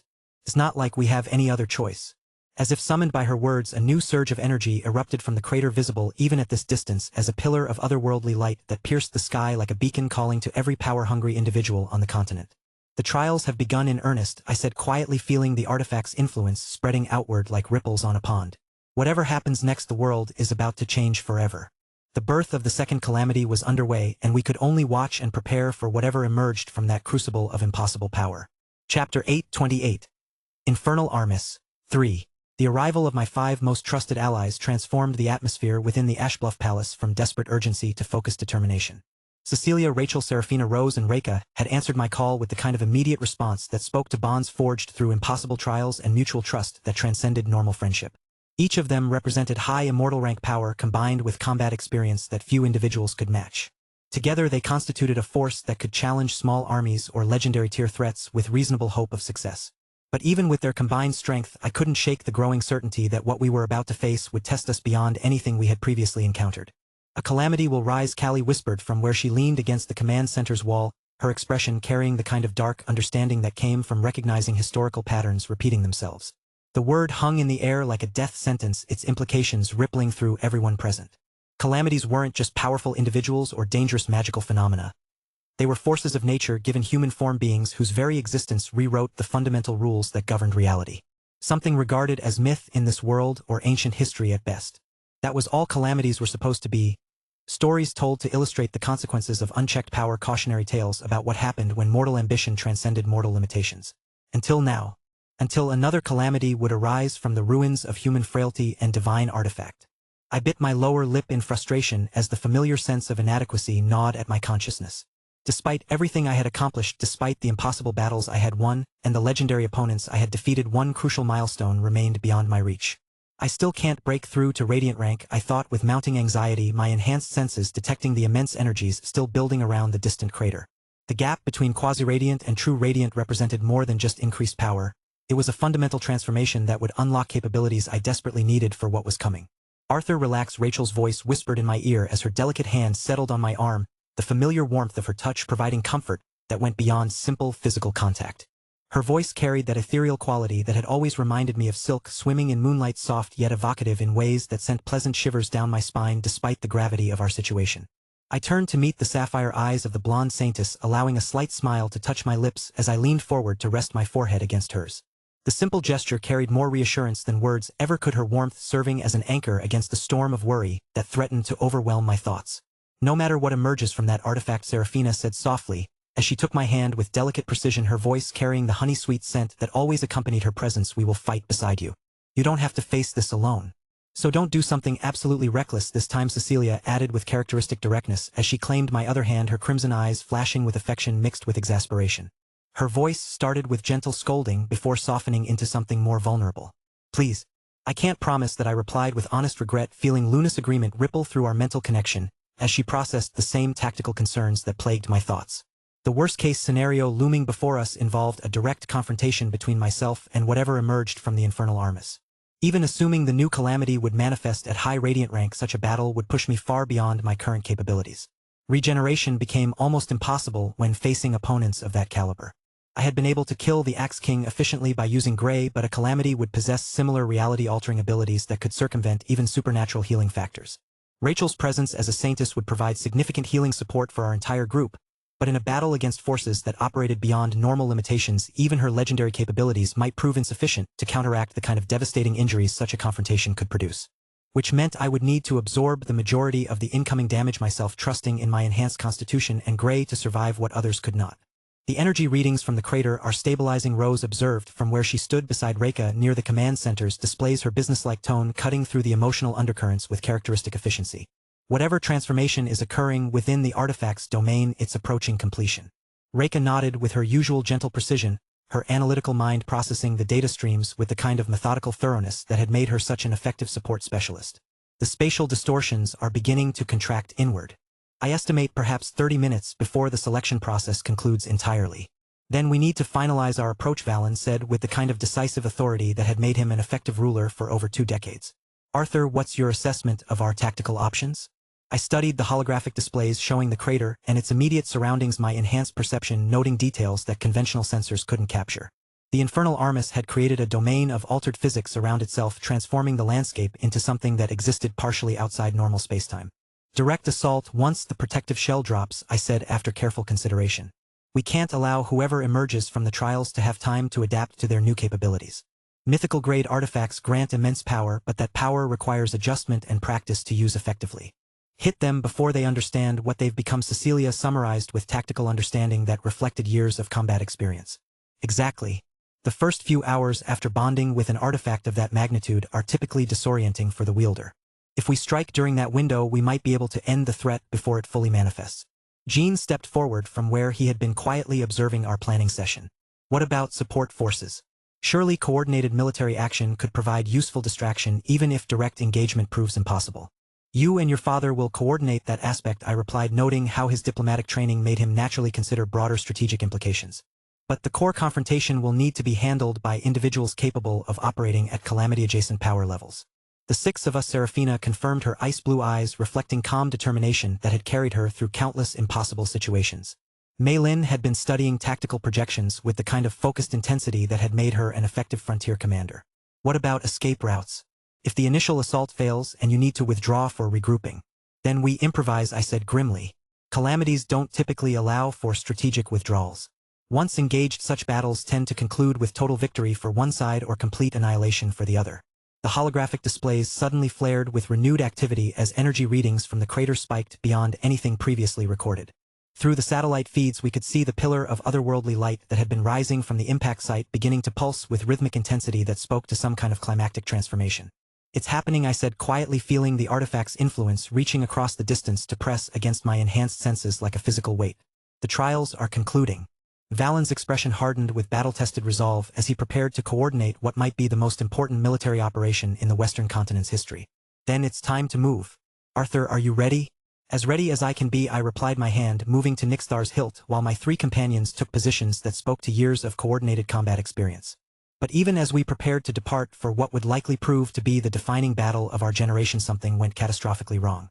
Crimson threads erupted from nowhere, moving with speed that transcended normal perception as they wrapped around Valen's body like living chains. The king of the Western continent had perhaps a split second to register the attack before finding himself completely immobilized by bonds that pulsed with malevolent energy. What? He began, but the threads tightened with enough force to cut off his words. My blood ran cold as recognition dawned. Those crimson threads carried a signature I had encountered before, one that belonged to an entity whose very name inspired terror across multiple continents. Alisara, I snarled the word, escaping through gritted teeth as fury and disbelief warred for dominance in my consciousness. Alisara Velcroix. The threads began pulling Valen away from our position with inexorable force, dragging him toward what would undoubtedly prove to be a confrontation designed to remove him from the equation entirely. His enhanced strength proved utterly insufficient against bonds that seemed to exist partially outside normal reality. Go! Valen commanded through the supernatural restraints, his voice carrying absolute authority even as he disappeared into whatever trap Alisara had prepared. Don't let my situation compromise the mission. And just like that, our carefully planned assault had been reduced to chaos. The calamity was emerging from its trials with power that could reshape continents. Valen, our strongest ally and the military coordinator we had been counting on, had been removed from the board by one of the world's most dangerous individuals. The responsibility for preventing catastrophe had fallen entirely to myself and 5 women whose loyalty I trusted absolutely, but whose combined strength might not prove sufficient for what we were about to face. I looked at Cecilia, Rachel, Serafina, Rose, Reka, and the others, seeing my own grim determination reflected in their expressions. Change of plans, I said quietly, feeling the weight of impossible odds settling around us like a shroud. We're going in alone. The greatest battle of our lives was about to begin. Chapter 829. Infernal Armis. 4. The journey to the crater felt like traveling through a nightmare made manifest. As we approached the impact site, reality itself seemed to bend and warp around us, space-time distorting in ways that made my enhanced senses scream warnings about forces that operated beyond natural law. Stay close, I called to Cecilia, Rachel, Serafina, Rose, and Reka as we flew toward the pillar of otherworldly light that marked the Infernal Armis location. The closer we get, the more unstable local physics become. Rachel's healing aura wrapped around our group like a protective cocoon, her Saintess abilities working to counteract the worst effects of the dimensional distortion. I can feel it, she said through gritted teeth, her sapphire eyes reflecting strain as she fought to maintain our stability. Something immense just finished transforming. The crater came into view as we crested the final ridge, and I felt my breath catch at the scope of devastation that lay before us. What had once been rolling countryside now resembled a wound torn in the fabric of reality itself, with the Infernal Armis resting at its center like a malevolent star that had fallen to earth. But it was the figure standing beside the artifact that made my blood run cold with recognition and growing dread. Gideon, I whispered the name, escaping my lips like a curse as I processed what I was seeing. Gideon Ironmaw stood at the heart of the crater, but he bore only passing resemblance to the young man I had defeated so effortlessly 4 years ago. The transformation that had claimed him went far beyond simple magical enhancement. This was fundamental alteration of his very nature, evolution into something that transcended the boundaries between mortal and divine. His frame had expanded with supernatural muscle that spoke to strength beyond anything his father had ever achieved. Where Vorgoth Ironmaw had been impressive through sheer physical presence, Gideon now radiated power that made the very air around him shimmer with barely contained energy. His dark hair had taken on an almost metallic sheen while his eyes burned with inner fire that seemed to pierce through the dimensional barriers surrounding the crater. But it was the equipment he now possessed that truly drove home the magnitude of what we were facing. The infernal Armus had bonded with him, completely manifesting as armor that seemed to be forged from crystallized destruction itself. The plates were black as the void between stars but shot through with veins of molten energy that pulsed in rhythm with his heartbeat. Every surface carried engravings that hurt to look at directly, symbols that seemed to writhe and shift when observed, suggesting meanings that human consciousness wasn't equipped to comprehend. In his hands he held a weapon that made his father's legendary axe look like a child's toy. The molten axe was easily twice the size of Vorgoth's weapon, its blade wreathed in flames that weren't quite fire and weren't quite shadow. The edge seemed to cut through space itself as he moved, leaving brief tears in reality that sealed themselves with reluctant slowness. Arthur Nightingale Gideon's voice carried across the crater with supernatural clarity, each word resonating with harmonics that spoke to power drawn from multiple sources. For years ago you humiliated me, made me understand how pathetically weak I truly was. I settled into a landing position at the crater's edge, my 5 companions flanking me while we assessed the unprecedented threat before us. Gideon, what have you done to yourself? His laugh was a sound that belonged in nightmares, carrying undertones of madness mixed with absolute confidence. I embraced what was necessary. When my father fell to your blade, I realized that conventional strength would never be sufficient to challenge you. So I accepted an offer that transformed me into something beyond your ability to comprehend. Through soul vision, I could see the true extent of his transformation. The infernal Armus had indeed bonded with him, granting access to power that operated on the mythical level. But there was something else woven through his energy signature, something that made Luna's consciousness recoil with alarm through our mental link. Arthur, her warning carried genuine fear. He's absorbed the body aspect of the heavenly demon. That's not just artifact enhancement. He's been fundamentally remade according to demonic design principles. The implications crashed over me like a physical blow. The heavenly demon was one of the few beings in existence whose power truly reached the level of a demigod. If Gideon had somehow absorbed even a fragment of that power. You feel it, don't you? Gideon said with savage satisfaction as he noted my expression. The magnitude of what I've become. I'm no longer the weak heir who cowered in his father's shadow. I am the second calamity, and I will reshape this world according to my vision. The body aspect, I said quietly, my analytical mind working through what such transformation would mean for his capabilities. That's how you're channeling power of this magnitude without being torn apart by the forces involved. Clever as always, he acknowledged with mock appreciation. The heavenly demon's gift has remade my physical form to serve as a proper vessel for mythical-grade power. Every cell in my body now operates according to principles that transcend human limitation.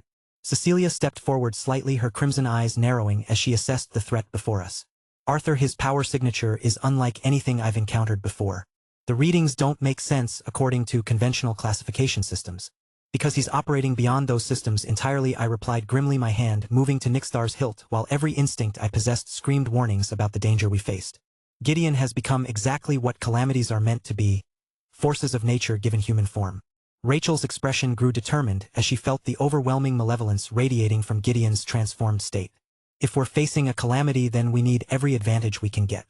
She raised her hands toward the sky, her pure light blazing brighter as she called upon power that few saintesses ever accessed.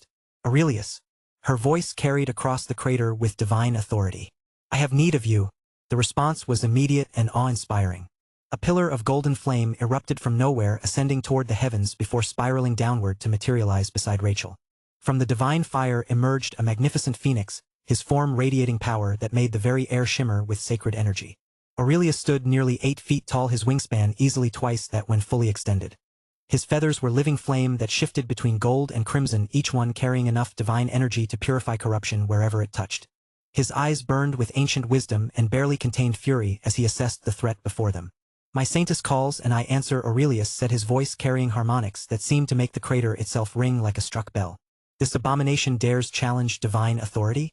The phoenix's presence immediately began countering Gideon's corrupting influence. Where the calamity's miasma had started to spread, Aurelius' divine flames pushed it back, creating zones of purified space that allowed us to operate normally despite the reality-warping effects. Gideon's burning eyes narrowed as he studied the newcomer. A divine beast, he observed with grudging respect. Impressive. Your Phoenix Lord will make the coming battle more interesting. And now Gideon continued raising his molten axe while the infernal Armis responded to his will with eager anticipation. I will demonstrate the futility of your resistance. My father was weak, bound by conventional thinking and limited ambition. I have transcended such pathetic constraints. The air around him began to darken as power beyond description started flowing through his transformed frame. Not just mana but something far more fundamental, the kind of energy that could rewrite the basic laws governing reality itself. The molten axe blazed brighter as it channeled forces that shouldn't have been possible for any mortal being to wield. You killed my father, he said, his voice carrying absolute conviction that spoke to obsession refined through years of planning. Humiliated my organization. Destroyed everything I was raised to believe in. For that you will suffer before you die. Aurelius spread his wings wide, divine flames cascading from his feathers like liquid starlight. Your corruption will not stand against the light of divine justice, the phoenix declared, his voice carrying the weight of ancient oaths and sacred duty. Rachel's healing aura intensified around our group as she prepared for combat against an opponent whose capabilities defied easy assessment. Arthur, whatever we're going to do, we need to decide quickly. The energy he's building is approaching critical levels. Seraphina's ice-blue eyes reflected calm determination despite the magnitude of the threat before us. His transformation may be impressive, but he's still fundamentally the same person we've faced before. Arrogance and anger can be exploited regardless of power level. Rose stepped forward, her businesslike demeanor not quite masking the concern in her eyes. The energy readings are beyond anything our previous encounters have prepared us for. We'll need perfect coordination. Reika nodded with gentle precision, her analytical mind already working through tactical possibilities. But we've faced impossible odds before. Together we can find a way through this. I nodded, appreciating their confidence even as my own consciousness grappled with tactical realities that offered no easy solutions. Gideon had indeed become something approaching a demigod with access to power that could challenge the strongest beings in existence. But he was also newly transformed, still adapting to capabilities that had been granted rather than earned through experience. Find this H.Pointia RSSAURCAN. Together, I said quietly, feeling Nixthar respond to my determination with eager anticipation. We end this before he can fully understand what he's become. Aurelius' flames blazed brighter as the phoenix prepared for battle. I stand with the Saintess and her chosen companions. Let this pretender learn what it means to face divine wrath. But even as we spoke, the space around Gideon began to fill with energies that made the very concept of distance meaningless. Black mana poured from his transformed frame in waves that carried the corruption of the heavenly demon, while the infernal Armis added its own reality-warping influence to create a domain where normal physical laws simply ceased to apply. Miasma spread outward from his position like a living thing, transforming the crater into something that existed partially outside the natural world. The air itself became thick with malevolent energy that sought to drain life from anything foolish enough to oppose the second calamity's will. Welcome to my domain, Gideon said with satisfaction that bordered on ecstasy as his power reached full manifestation. Here I am absolute. Here your strength means nothing. Here you will learn what it means to face a true calamity. The space around us continued to darken as reality itself bent to accommodate forces that had never been meant to exist in the mortal realm. But Aurelius' divine presence created islands of stability within the chaos, his flames pushing back against the corruption with power drawn from the same source that had created the world itself. The final battle was about to begin, and I could only hope that our combined strength, enhanced by divine assistance, would prove sufficient against an opponent who had transcended every limitation I had previously encountered. The second calamity had awakened, and the world would never be the same. Chapter 830. When Darkness Falls. Grand Marshal Malin Potton stood frozen in the command center of Fort Meridian, her golden eyes locked on the array of digital displays and holographic projections that showed real-time satellite feeds from the crater. The woman who had coordinated defensive operations against continental threats, using the most advanced magical technology available, now found herself confronting something that rendered all her experience meaningless. The corruption was spreading.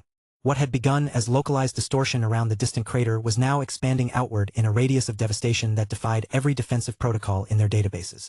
The satellite feeds showed the landscape itself beginning to warp and twist as waves of corrupted mana, an unholy amalgamation of miasma and pure destructive force, rolled across the terrain like a tsunami of conceptual ruin. Marshal, came a trembling voice from behind her. Captain Hadrian approached the command console, his fingers flying across holographic interfaces as he tried to process readings that made no sense according to any known classification system. The energy signature is expanding at approximately 50 kilometers per hour. At this rate, it will reach populated areas within 12 hours. Malin turned toward the main tactical display, watching as computer models struggled to predict the path of something that operated beyond the laws of physics their systems were designed to understand. What about the corruption itself? Any analysis on its composition? "That's just it, ma'am." Hadrian replied, his voice carrying the strain of someone whose scientific worldview was being systematically dismantled. "It's not just energy or magical distortion. Our sensors are detecting conceptual alterations to reality itself. The very idea of destruction is being given physical form and spreading outward from the epicenter." Through the reinforced windows of the command center, Mei Lin could see her soldiers gathered around their own tactical displays, their faces illuminated by the glow of emergency alerts and threat assessment protocols. These were men and women trained to operate the most advanced magical technological hybrid weapons on the continent, who had undergone enhancement procedures that pushed human capability to its limits. Defelsarius Leveson, my virtual library empire, MVL0EMPYR. And yet, as they watched the spreading zone of corruption advance toward their position, their enhanced perception made them more acutely aware of how utterly outclassed they were. "Marshal," came a trembling voice from behind her. Captain Hadrian, a veteran of countless border skirmishes, whose courage had never been questioned, approached with hands that shook despite his best efforts to maintain composure. The readings, ma'am. They're beyond anything our instruments can measure." Mei Lin turned toward him, noting how his weathered face had gone pale beneath his battle scars. "Report, Captain. The energy signature is expanding at an exponential rate," he said, his voice barely above a whisper. "Conservative estimates suggest the affected area will encompass the entire Western continent within hours. But ma'am," he paused, swallowing hard, "the power levels we're detecting, they're not human. They're not even natural. This is something else entirely." Through the reinforced windows of the command structure, Mei Lin could see her soldiers, men and women who had volunteered to stand guard at the edge of civilization, who had faced down horrors that would break lesser individuals, now huddled together like children seeking comfort in a thunderstorm.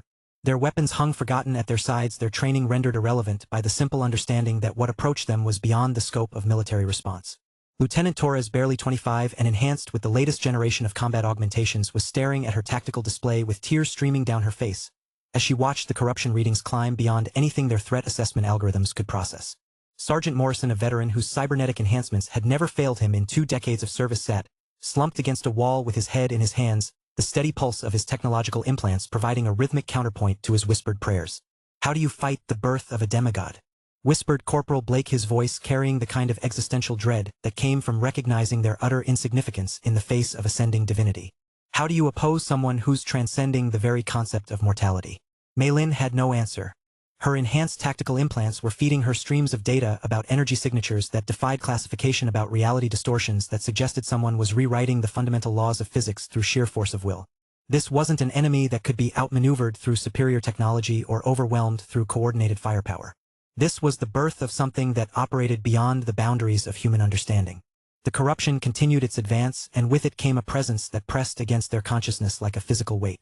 Several of her younger soldiers, despite their mental conditioning and psychological enhancements, had already begun to show signs of strain as their augmented perception made them more vulnerable to the overwhelming aura of the emerging demigod. Hundreds of kilometers away from the fortress, in the sprawling metropolitan areas and suburban districts of the Western continent, civilian populations experienced their own form of dawning horror as emergency broadcast systems activated across every communication network. The corruption was visible even at vast distances through satellite feeds and aerial reconnaissance, a spreading zone of reality distortion that grew larger with each passing hour.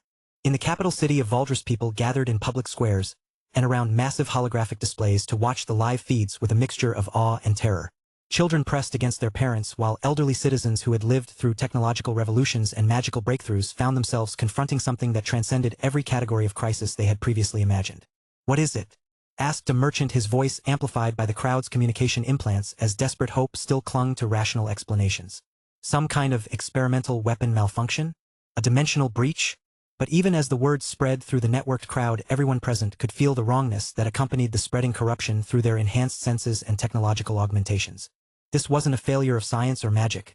This was the birth of something that operated beyond the boundaries of both a being ascending to divinity, while reality itself bent to accommodate forces that had never been meant to exist in the mortal realm.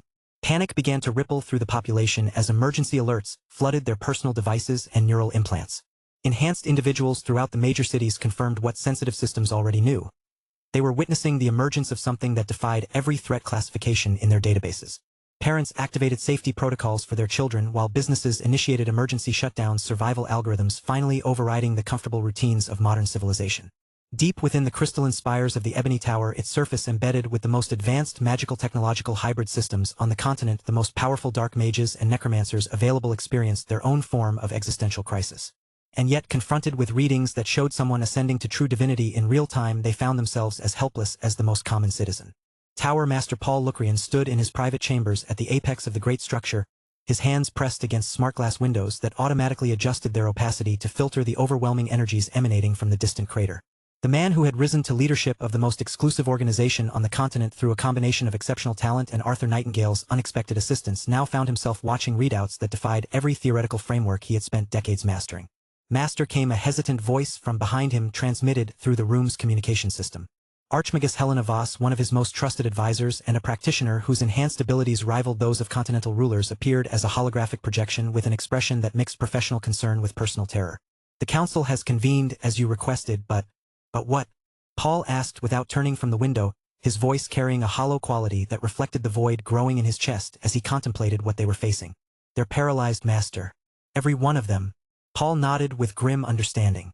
The circle of the Ebony Tower represented the pinnacle of deep dark achievement on the continent. 9 individuals whose combined power could level cities and reshape landscapes according to their will. If they were reduced to quivering terror by what approached, what hope did anyone else have? And the junior mages? He asked, though he already suspected the answer. "Most have already fled," Helena admitted with the kind of professional shame that came from watching one's organization crumble in real time. "Those who remain are either too terrified to move or too proud to admit defeat. But Master, perhaps they're right to run. What we're facing, it's not something that can be opposed through conventional means."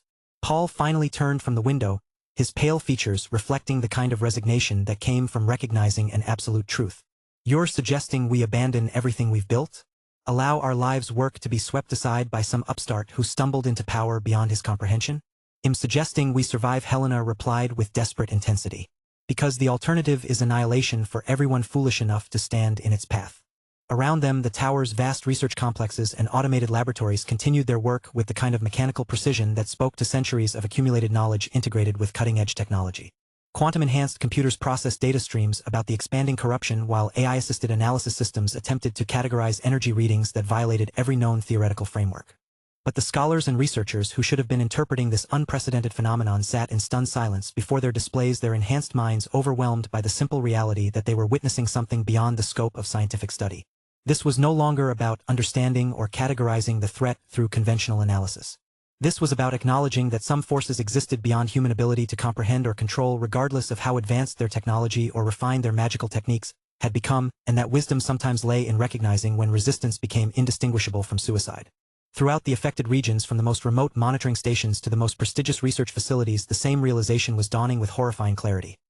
They were witnessing the birth of a true demigod, a being whose ascension was rewriting the fundamental laws of reality in an expanding sphere of influence that threatened to engulf everything in its path. The corruption continued to spread, carrying with it the promise of transformation that few would survive and fewer still would welcome. Hope itself seemed to be fleeing ahead of the advancing zone of conceptual ruin, leaving behind only the cold certainty that they were facing forces beyond human ability to comprehend or control. But then, just as despair threatened to claim the last vestiges of resistance, something changed. A pillar of pure radiance erupted from the heart of the corruption. Not the harsh glare of destructive magic, but something that spoke to powers drawn from entirely different sources. It cut through the spreading miasma like a blade of crystallized starlight, carving a path of clarity through the chaos that had seemed absolute, standing in perfect opposition to the concepts of ruin and destruction that had been poisoning reality itself. For the first time since the catastrophe began, those who witnessed it through their screens and sensors felt something they had thought lost forever. Hope. Chapter 831. True Obsession. His gaze turned upward, and King Valen Ashbluff felt his blood freeze in his veins. Alisara Velcroix smiled from the heavens above, her presence warping reality around her like heat distortion rising from sun-baked stone. Her jade-green eyes held depths that seemed to swallow light itself, while her pink hair cascaded around her shoulders like liquid silk touched by starlight. And then, without a sound, without a gesture, the world twisted around him. In an instant, Valen found himself somewhere else entirely. Not just displaced, but transported to a realm that existed according to rules that defied every law of physics he had spent decades mastering. The air here was thick and silent, heavy with a presence that pressed against his consciousness like a physical weight. A new space, vast yet intimate, wrapped him in threads of eerie stillness that spoke to power operating beyond mortal comprehension. It was Alisara's world. She stood before him, her crimson threads woven through the air like veins of molten fire, glistening with energies that made his enhanced senses recoil instinctively. Each strand pulsed with life of its own, creating patterns in the dimensional fabric that hurt to observe directly. Her jade-green eyes studied him with the kind of dangerous curiosity that a predator might show toward particularly interesting prey. "Valen Ashbluff," she said, her voice carrying harmonics that resonated through the strange space with crystalline clarity. "The king of the Western continent. How quaint." Valen's instincts honed through 2 decades of surviving in a world where political miscalculation meant death immediately recognized the magnitude of threat he faced. His mana surged as he activated every defensive enhancement at his disposal, shadow armor materializing around his form, while his legendary daggers appeared in his hands with practiced efficiency. "What do you want, Alisara?" he demanded, settling into a combat stance that had served him well against continental-level threats. Her laugh was like silver bells touched by winter frost. "What I want? Oh dear Valen, you misunderstand the nature of our relationship entirely." Before he could react, crimson threads erupted from every surface of the dimensional space, moving with speed that transcended normal perception. They wrapped around his shadow armor like living chains, their touch sending spikes of agony through his enhanced nervous system as they began to drain his mana reserves at an alarming rate. Valen's eyes widened in shock as he felt his legendary grade defenses crumbling under forces that operated according to principles he didn't recognize. The armor that had protected him from attacks that could level mountains was being dissolved like morning mist, while the daggers that had carved through the strongest enchantments felt suddenly heavy and ineffective in his hands. "Impossible," he gasped, his analytical mind struggling to process readings that defied every classification system he had ever studied. "You're not even using a domain. How are you?" "Because this isn't a domain, little king," Alisara interrupted with condescending amusement. "This is reality itself reshaped according to my will. The space you're standing in exists because I allow it to exist. The air you're breathing continues to support life because I find your presence temporarily useful." The implications of her words crashed over Valen like a physical blow. He had achieved mid-radiant rank through decades of relentless training and enhancement, becoming the strongest ruler in the world through sheer force of will and accumulated power. But standing before Alisara, he felt like a child playing with wooden swords while facing a master warrior. "You're beyond classification," he whispered, genuine awe bleeding through his controlled demeanor. "Beyond anything the current world has produced." Finally, she said with satisfaction that spoke to someone who rarely encountered individuals capable of recognizing true power. "A ruler who possesses the wisdom to acknowledge when he's outclassed. How refreshing." But even as she spoke, the space around them shifted again, reality bending to accommodate another presence being forcibly transported to her domain. Gideon Ironmaw materialized in the center of the dimensional construct, his form wreathed in the terrible majesty of the infernal Armis, while the body aspect of the heavenly demon radiated from his transformed frame. The newly ascended Calamity took in his surroundings with burning eyes, his molten axe materializing in his hands as he processed the threat represented by Alisara's presence. Unlike Valen, whose experience had taught him caution, Gideon possessed the arrogance of someone who had just transcended every limitation he had previously known. "Another pest to deal with," he snarled, his voice carrying harmonics that spoke to power drawn from multiple sources. "You dare to interfere with my ascension?" Alisara's expression shifted from mild amusement to genuine interest as she studied the artifact-enhanced young man before her. "Oh, how delightful! The infernal Armis has finally found a worthy vessel. And you've managed to integrate the heavenly demon's body aspect as well. Quite impressive, child." Gideon's power surged in response to what he perceived as condescension, miasma and mana infused with the relentless essence of carnage roaring out of him like a hurricane given physical form. The infernal Armis amplified his presence exponentially, the energy expanding outward in waves that sought to dominate the space around him through sheer overwhelming force. For a moment it seemed like the molten crown of his ascension might engulf even her realm, the concepts of ruin and destruction spreading through the dimensional fabric like a virus rewriting the fundamental laws of existence. Then everything stopped. Crimson threads shot out from every corner of the space with surgical precision, piercing his aura like needles through fabric. They wrapped around his expanding energy, strangling it, unraveling his intent with the casual efficiency of someone dismantling a child's toy. The force of his axe unity roared in defiance, the infernal Armis burning brighter as it channeled power that should have been irresistible, but it wasn't enough. The threads coiled tighter, slicing through his calamity-level abilities, deflecting them like an errant breeze. "Incredible," Alisara said, her voice soft but resonating with genuine appreciation. Her smile widened as she tilted her head, studying him like one might examine a fascinating specimen. "With the infernal Armis, you've taken great strides, young Gideon. You've managed to brush against the power of a true demigod." Her tone was one of praise, but there was no mistaking the condescension that laced her words. To her, his ascension was impressive in the way a particularly talented student's first breakthrough might be impressive. Admirable but insignificant in the face of her own mastery. Gideon met her gaze, his molten eyes narrowing as he processed the reality of what he faced. "Yet you stand above it," he admitted, his voice even despite the rage that burned in his chest. His grip tightened on the ruin axe, the weapon's edge cutting small tears in the dimensional fabric around him. Her smile softened slightly, almost pitying. "You've grown, but evolution has its limits. It's still bound by the capacity of the one evolving," she replied with the kind of gentle cruelty that only true superiority could produce. "Power without understanding is just sophisticated destruction." Valen, still trapped within the crimson threads but able to observe the interaction, felt his strategic mind working through implications that chilled him to the bone. If Alisara could casually dominate both himself and a newly ascended Calamity simultaneously, what did that say about the true scope of her capabilities? Why? He asked, drawing both their attention. Why reveal yourself now? Why interfere with events that don't directly threaten your interests? Alisara's jade eyes glimmered with something that might have been longing, her expression growing distant but sharp.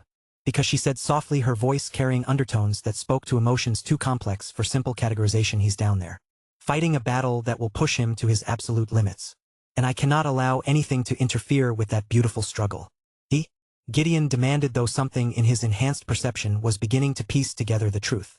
Arthur Nightingale. Alisara breathed the name, leaving her lips like a prayer. Her expression grew almost rapturous as she continued, the crimson threads around them pulsing in rhythm with her heartbeat. Do you understand what he represents?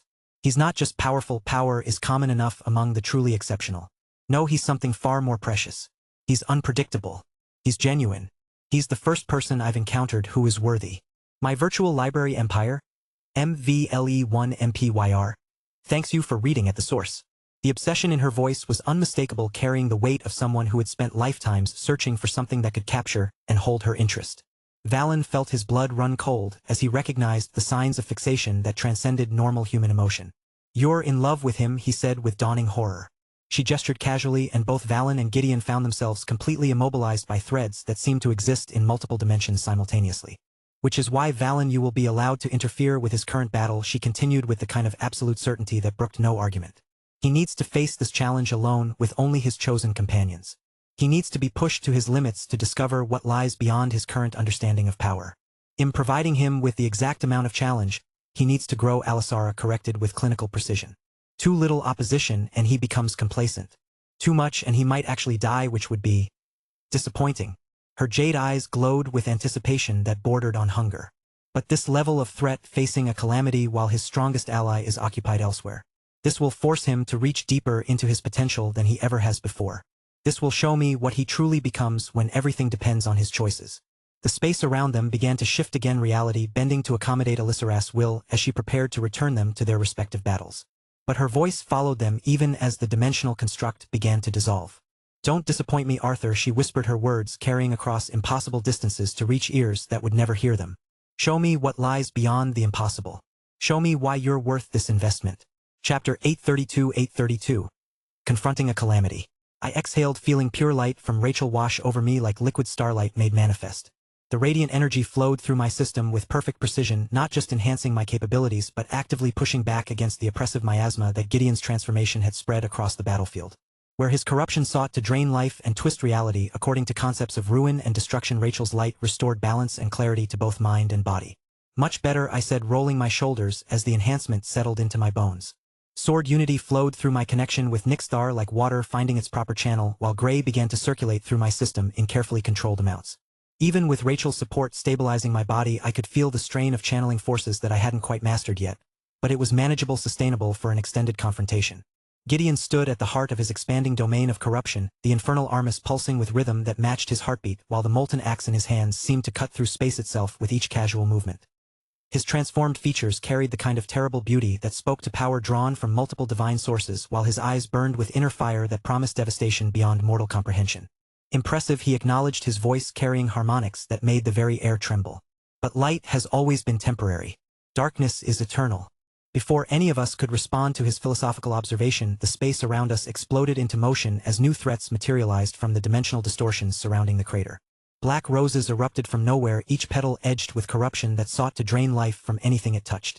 They moved with predatory intelligence, weaving between our defensive positions while their thorns promised death to anyone foolish enough to make contact. But before the deadly flowers could reach their intended targets, they met an unexpected obstacle. Blue roses materialized in their path like guardians made of crystallized impossibility, their petals shimmering with energies that defied easy categorization.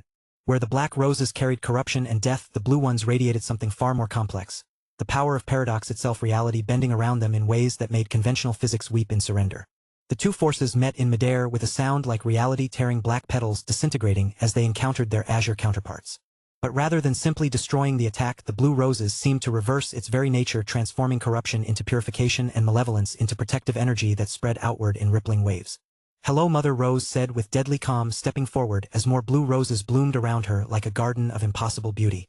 "I was wondering when you'd show yourself. Tia xtias DFRM. From the dimensional distortions emerged a woman whose presence carried the weight of accumulated atrocity refined through decades of calculated evil. Evelyn Alaric, cult leader of the Order of Fallen Flame, moved with the kind of predatory grace that spoke to someone who had embraced corruption so completely that she had become something beyond simple human classification. Her black roses continued to manifest around her in patterns that hurt to observe directly, each bloom carrying 9-circle magical construction that transformed simple floral imagery into weapons capable of threatening continental-level combatants. But it was her eyes that truly captured attention, empty of everything except the cold satisfaction of someone who had found perfect purpose in the destruction of others. "My dear Rose," Evelyn replied with mockery that carried notes of genuine maternal affection twisted into something obscene. "Look how strong you've become. I'm so proud of what my training helped you achieve. Your training taught me exactly what I never wanted to become." Rose shot back, her blue roses spreading outward in defensive formations, while her businesslike demeanor remained perfectly intact despite the emotional weight of the confrontation. "Which makes this conversation unnecessary. I'll handle her," Serafina said with the kind of calm determination that had carried her through countless impossible situations. Her ice-blue eyes reflected understanding of what this confrontation meant to Rose personally. "Go," I confirmed with a slight nod, recognizing that splitting our forces was tactically risky but emotionally necessary. Rose needed to face her past, and Serafina was strong enough to provide the support she would require. "We can manage here." The two women moved toward Evelyn with coordinated precision, blue roses and ice magic combining to create a barrier that separated their battle from ours. As they engaged, the sound of their conflict became a distant counterpoint to the more immediate threat standing before us, which left Cecilia, Rachel, Reka, and myself to face the second calamity. For against one, Gideon observed with amusement that carried undertones of genuine anticipation. "How sporting of you. Though I wonder if you truly understand the magnitude of what you're attempting." "We're about to find out," Cecilia replied with characteristic directness, crimson energy beginning to coalesce around her hands as her witchcraft gift responded to her will. The chaos magic that manifested carried notes of barely controlled destruction reality bending around her spells in ways that spoke to forces drawn from the spaces between order and entropy. Reka moved to flank our formation, her sword appearing in her hands while intricate script began to flow across her skin like living tattoos. The cursed script gift manifested as wings of pure energy that sprouted from her shoulders, while additional characters wrote themselves along her arms to enhance her physical capabilities beyond normal human limitations. "Together," I said quietly, feeling Nixthar hum with anticipation while gray flowed through my system in carefully measured amounts. "But don't overcommit early. This is going to be a long fight." Gideon's response was a smile that belonged in nightmares, his molten axe beginning to glow brighter as he prepared to demonstrate exactly why the infernal armis was considered one of the 7 most dangerous artifacts in existence. The battle began not with dramatic flourishes or overwhelming displays of force, but with the kind of careful probing that marked the opening movements of a conflict between beings who understood that hasty action led to swift defeat. Gideon's first attack was almost casual, a horizontal sweep of his massive axe that sent waves of corrupted energy rolling across the battlefield like tsunamis of pure destruction. The strike carried enough force to level mountains, but it was clearly just a test to gauge our defensive capabilities. I met the wave with Nixthar's edge while gray flowed through the legendary blade, the impossible energy cutting through concepts of ruin and destruction as easily as it might part water. Beside me, Cecilia's crimson magic manifested as chaotic barriers that didn't just absorb the attack but transformed it into something else entirely, turning destruction into creation, malevolence into beneficial energy that actually strengthened our position. Rachel's pure light intensified around all of us, her healing aura working to counteract the corrupting effects of Gideon's presence, while simultaneously enhancing our own capabilities through divine energy that operated according to principles of restoration and renewal. The combination of her support with my gray created a zone of stability that allowed us to operate normally despite the reality-warping effects of the calamity's domain. Reka took advantage of the opening created by our defensive success, her enhanced wings carrying her forward with speed that transcended normal limitations, while her blade traced patterns in the air that left brief tears in spacetime. The cursed script covering her body glowed brighter as she channeled more power into her physical enhancements, transforming her from merely skilled swordswoman into something approaching a force of nature. But Gideon was ready for her approach. His free hand gestured casually, and the space around Reka filled with constructs of pure malevolence. Not physical obstacles but conceptual barriers that sought to prevent the very idea of successful attack from manifesting in his vicinity. Reka's response was to activate additional script across her skin, the cursed characters rewriting the fundamental laws governing her interaction with reality. Where Gideon's defenses tried to prevent attack, her gift asserted that attack was not only possible but inevitable. The paradox created sparks of discharged energy that lit up the battlefield like miniature stars being born and dying in rapid succession. Interesting, Gideon murmured, his burning eyes tracking our movements with the kind of analytical attention that spoke to someone genuinely engaged by the challenge we represented. You're not just relying on brute force. How refreshing. His axe moved in a complex pattern that seemed to cut through multiple dimensions simultaneously, each swing leaving trails of destruction that hung in the air like wounds in reality itself. The infernal Armis responded to his will by manifesting those cuts as persistent hazards, creating a maze of dangerous space that we would need to navigate while mounting our own attacks. But rather than being intimidated by the display, I felt a familiar surge of excitement that came from facing an opponent who could genuinely challenge everything I had learned. This was what I had been training for, not just the power to overwhelm lesser threats, but the skill and determination necessary to face someone who operated on a similar level of capability. Your turn, I said to my companions, raising Nixthar, while gray flowed through the blade in patterns that made the very air around us shimmer with potential energy. Chapter 833, Cracks in Calamity. Gideon Ironmaw studied Arthur Nightingale with the kind of analytical precision that had served him well through countless battles, his burning eyes taking in every detail of his opponent's stance and energy flow. The young man before him possessed a ridiculous level of strength for someone this young. Not only had he killed the Axe King with apparent ease, but now he was able to challenge him. That gray energy flowing around Arthur's blade was particularly fascinating. It had effortlessly erased his miasma and the concept-infused mana from the infernal Armis, cutting through forces that should have been absolute according to the artifact's accumulated knowledge. When Gideon attempted to analyze the energy more deeply, pain spiked through his skull like his brain was being torn apart at the molecular level. Incomprehensible, he realized with genuine surprise, even drawing upon the vast repository of knowledge that the infernal Armis had accumulated over millennia.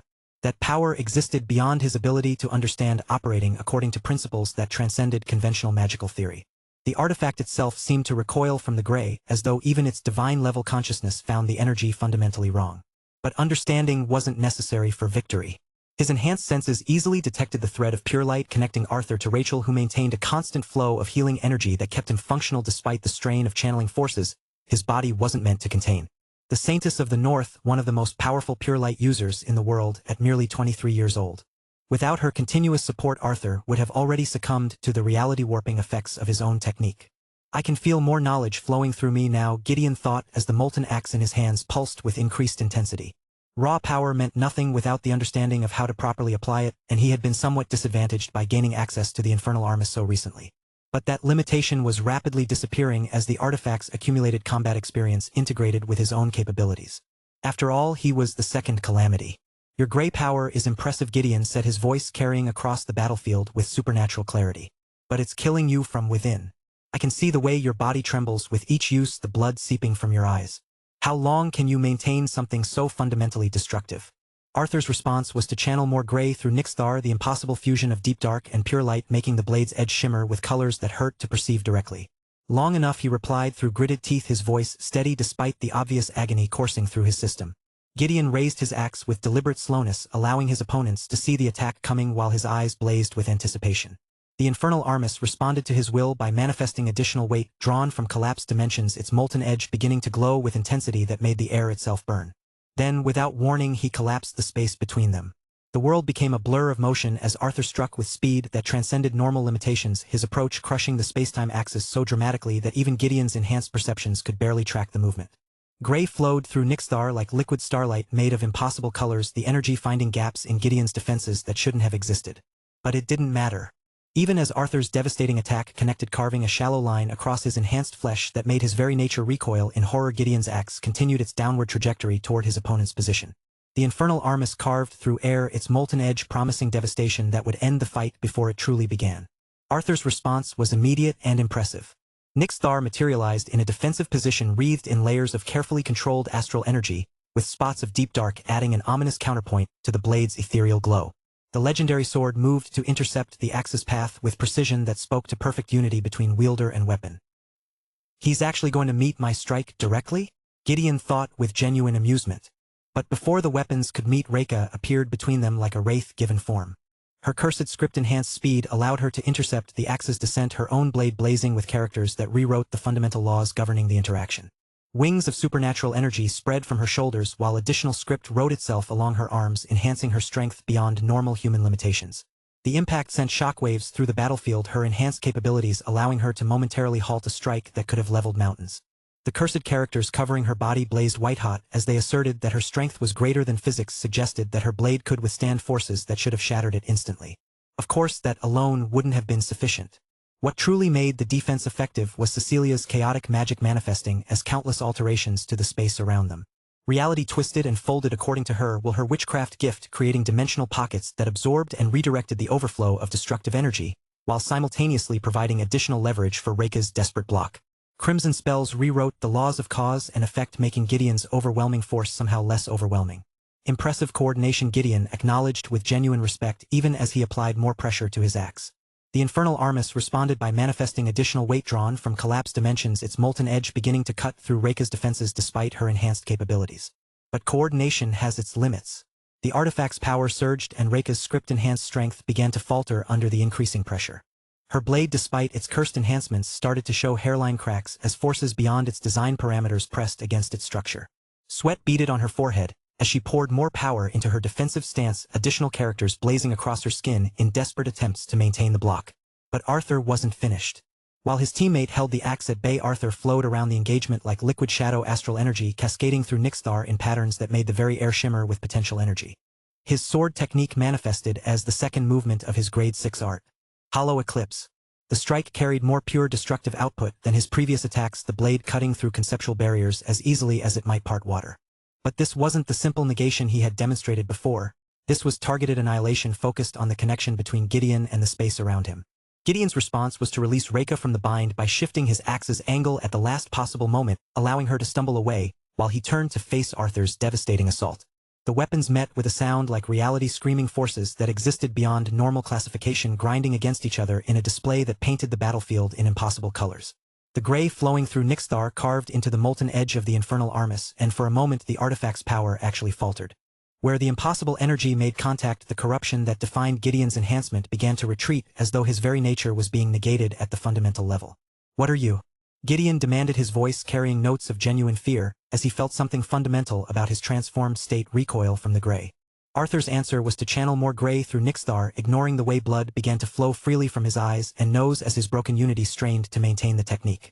When the exchange concluded, both combatants had been pushed back several meters, their weapons still humming with residual energy, while the ground beneath them bore fresh scars from the overflow of their conflict.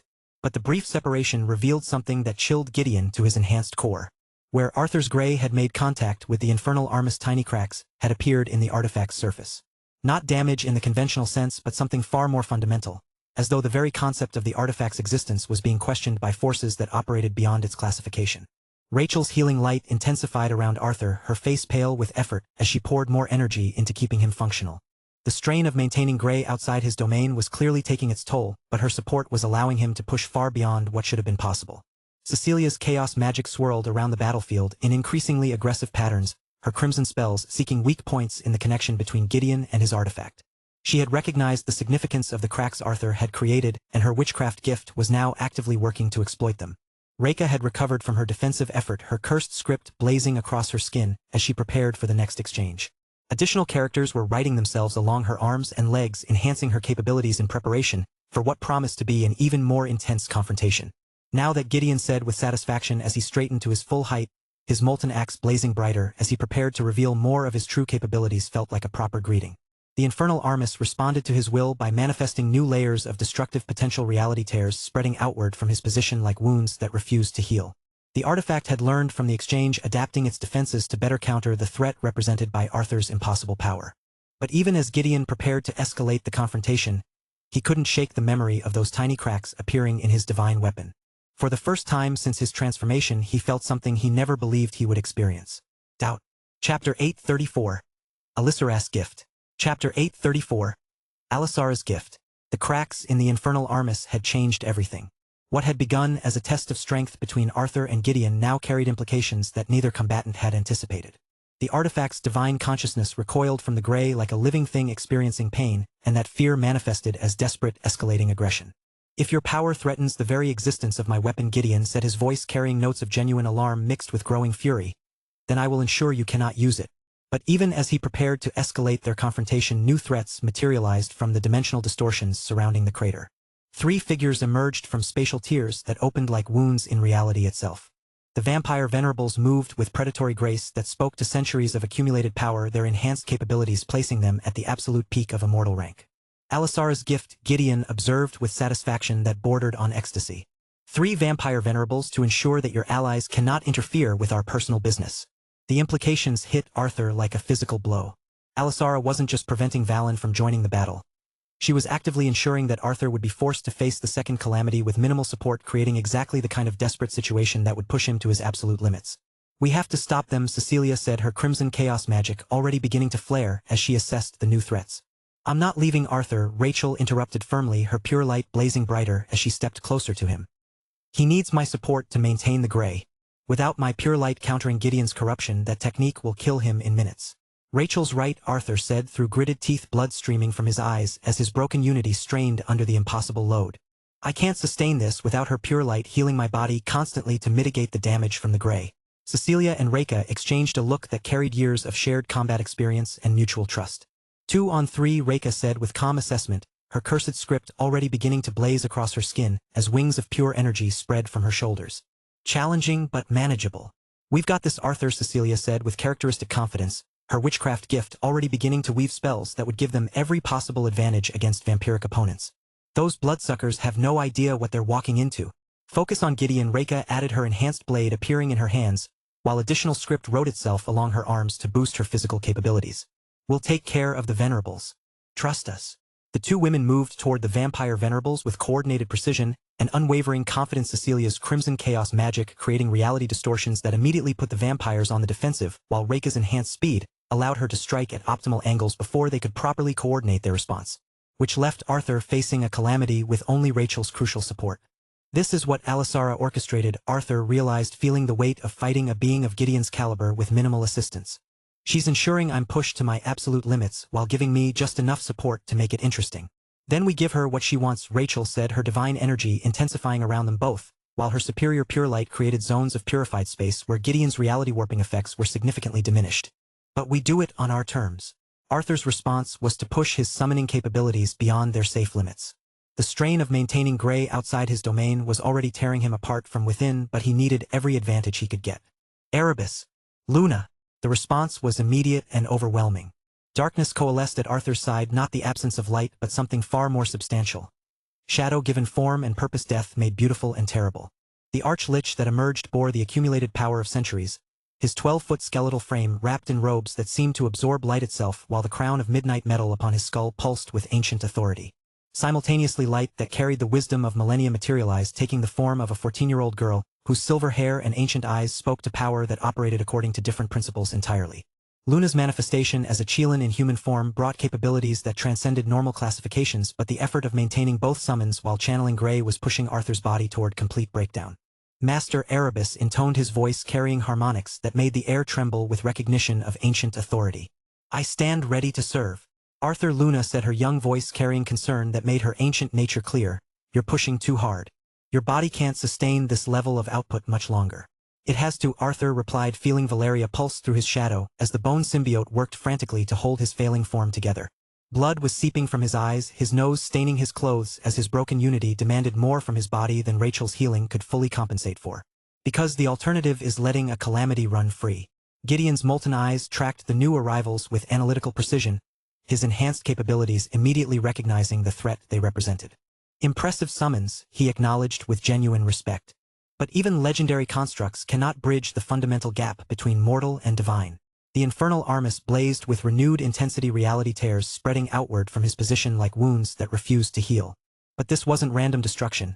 The artifact was creating a pattern, a web of dimensional instability designed to overwhelm Arthur's enhanced but limited support structure.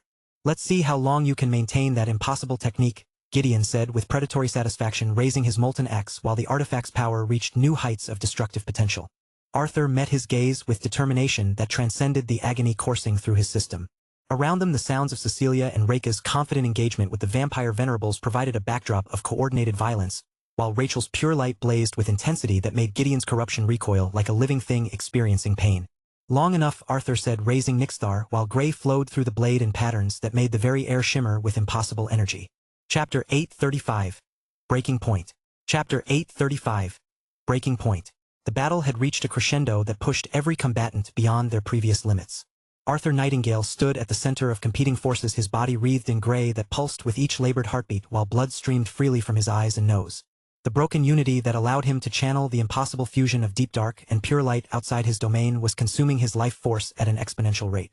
"You're dying," Gideon observed with clinical detachment, his burning eyes tracking the way Arthur's body trembled with each use of gray. "Every technique brings you closer to complete collapse. How much longer can you maintain this charade?" Arthur wiped blood from his mouth, his grip on Nixthar steady despite the agony. Around him his allies fought with desperate precision. Rachel's pure light blazed in waves that made Gideon's corruption recoil, while Erebus and Luna moved with coordinated grace that spoke to centuries of combat experience. The Arch-Lich flowed like liquid shadow, his 12-foot frame moving with surprising agility as he wove between Gideon's attacks. Erebus didn't engage the calamity directly, the power difference was too vast, but instead worked to create openings for Arthur. His skeletal hands traced patterns in the air that manifested as zones of absolute death, areas where Gideon's enhanced regeneration faltered and his artifact's power fluctuated. Deep dark energy coiled around Erebus's form as he channeled the forbidden magics that defined his nature as an Arch-Lich. Void lances materialized from the shadows, each one carrying enough destructive force to pierce through enhanced armor, while simultaneously draining the life force from anything they touched. The spells weren't meant to defeat Gideon. That was impossible. But to disrupt his rhythm and create the tactical advantages Arthur needed. Eternal Night's Embrace, Erebus intoned, his voice carrying harmonics that made the air itself seem to darken. Deep dark magic flowed outward in waves that sought to blind Gideon's enhanced senses while simultaneously weakening his connection to the infernal Armus. The technique was masterfully executed, showing why Erebus had earned his legendary classification through centuries of accumulated power. Luna moved like a dancer made of starlight, her small form belying the ancient power she commanded. Where Erebus created zones of negation, she provided moments of clarity, her Chelan nature purifying the corruption that sought to cloud Arthur's judgment, while her presence stabilized the chaotic energies swirling around the battlefield. When Gideon launched a devastating overhead strike, Erebus materialized directly in its path. The Arch-Lich's robes billowed as he raised both hands, deep dark flowing upward to meet the descending axe, barely redirecting the axe just enough to create an opening for Arthur. Luna struck from the opposite side, her small fists wreathed in rainbow light as she targeted pressure points that existed in multiple dimensions simultaneously. Her attacks couldn't meaningfully damage a calamity, but they disrupted the flow of power between Gideon and his artifact, creating brief moments where his defenses wavered. But even with their coordinated support, Arthur could feel his strength ebbing away. The gray was magnificent in its power, but it demanded a price his current body could not pay. Still, he had more than just his sword techniques to draw upon. 9 circles of silver light blazed to life around Arthur as he channeled his self-developed Nightingale method, the spellcasting technique he had refined during his time in the demon realm. The circles rotated in complex patterns that defied conventional magical theory, each one inscribed with formulae that optimized mana flow beyond normal parameters. This was a spell Arthur created after fully studying Bahamut's Dragon Heart, his own superior way of casting 9-circle magic. Chains of pure force erupted from the circles, seeking to bind Gideon's movements while simultaneously channeling gray through their structure. The spellwork was flawless, executed with the kind of precision that marked true mastery, but even this level of magical sophistication couldn't bridge the fundamental gap between mortal and divine. Arthur felt the familiar frustration building in his chest. He possessed 9-circle magic. He had achieved sword unity with Nixthar.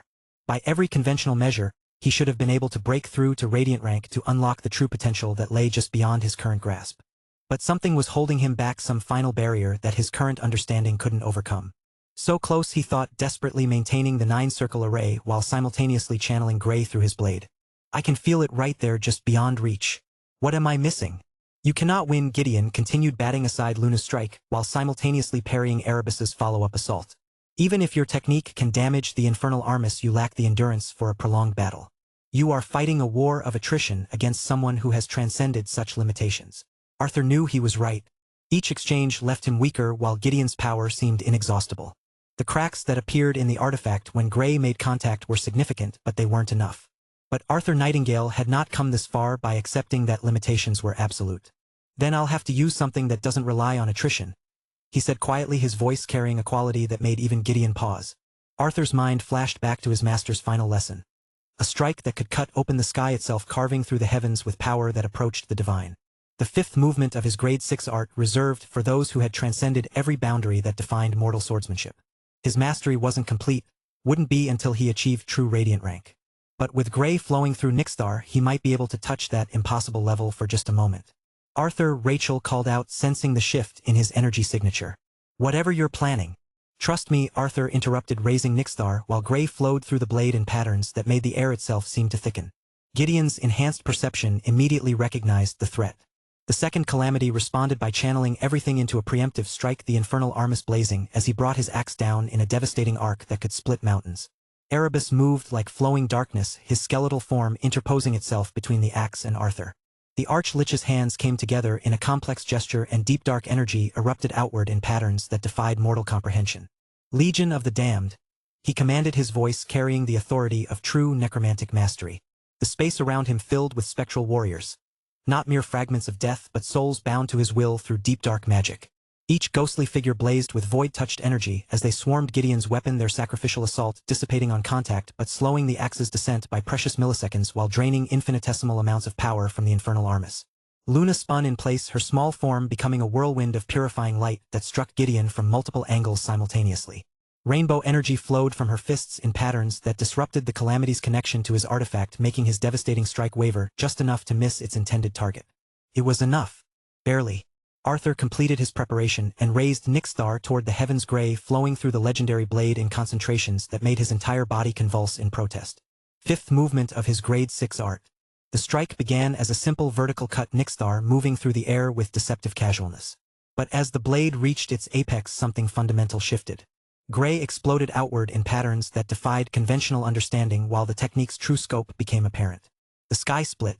A line of perfect division appeared in the heavens above them, stretching from horizon to horizon as Arthur's technique carved through atmospheric layers and the fabric of space itself. Stars became briefly visible through the opening while the edges glowed with gray that refused conventional containment. The attack descended toward Gideon with the weight of heaven behind it, carrying power that operated on scales normally reserved for demigods. The air itself seemed to part in reverence as the technique approached its target. Gideon's eyes widened with genuine terror. The infernal armis blazed with desperate power as it manifested every defensive capability, while the body aspect of the heavenly demon reinforced his form to withstand continent-shattering impacts. The technique struck with a sound like the world's heartbeat stopping. Mythical-grade artifact and impossible technique ground against each other in a display that challenged fundamental laws. Gray carved into the infernal armis, creating a network of cracks that spread across its surface like lightning frozen in metal, while the artifact's accumulated power fought to maintain coherence. When the exchange concluded, both combatants stood motionless, the weight of what had occurred settling over the battlefield. Then Gideon smiled.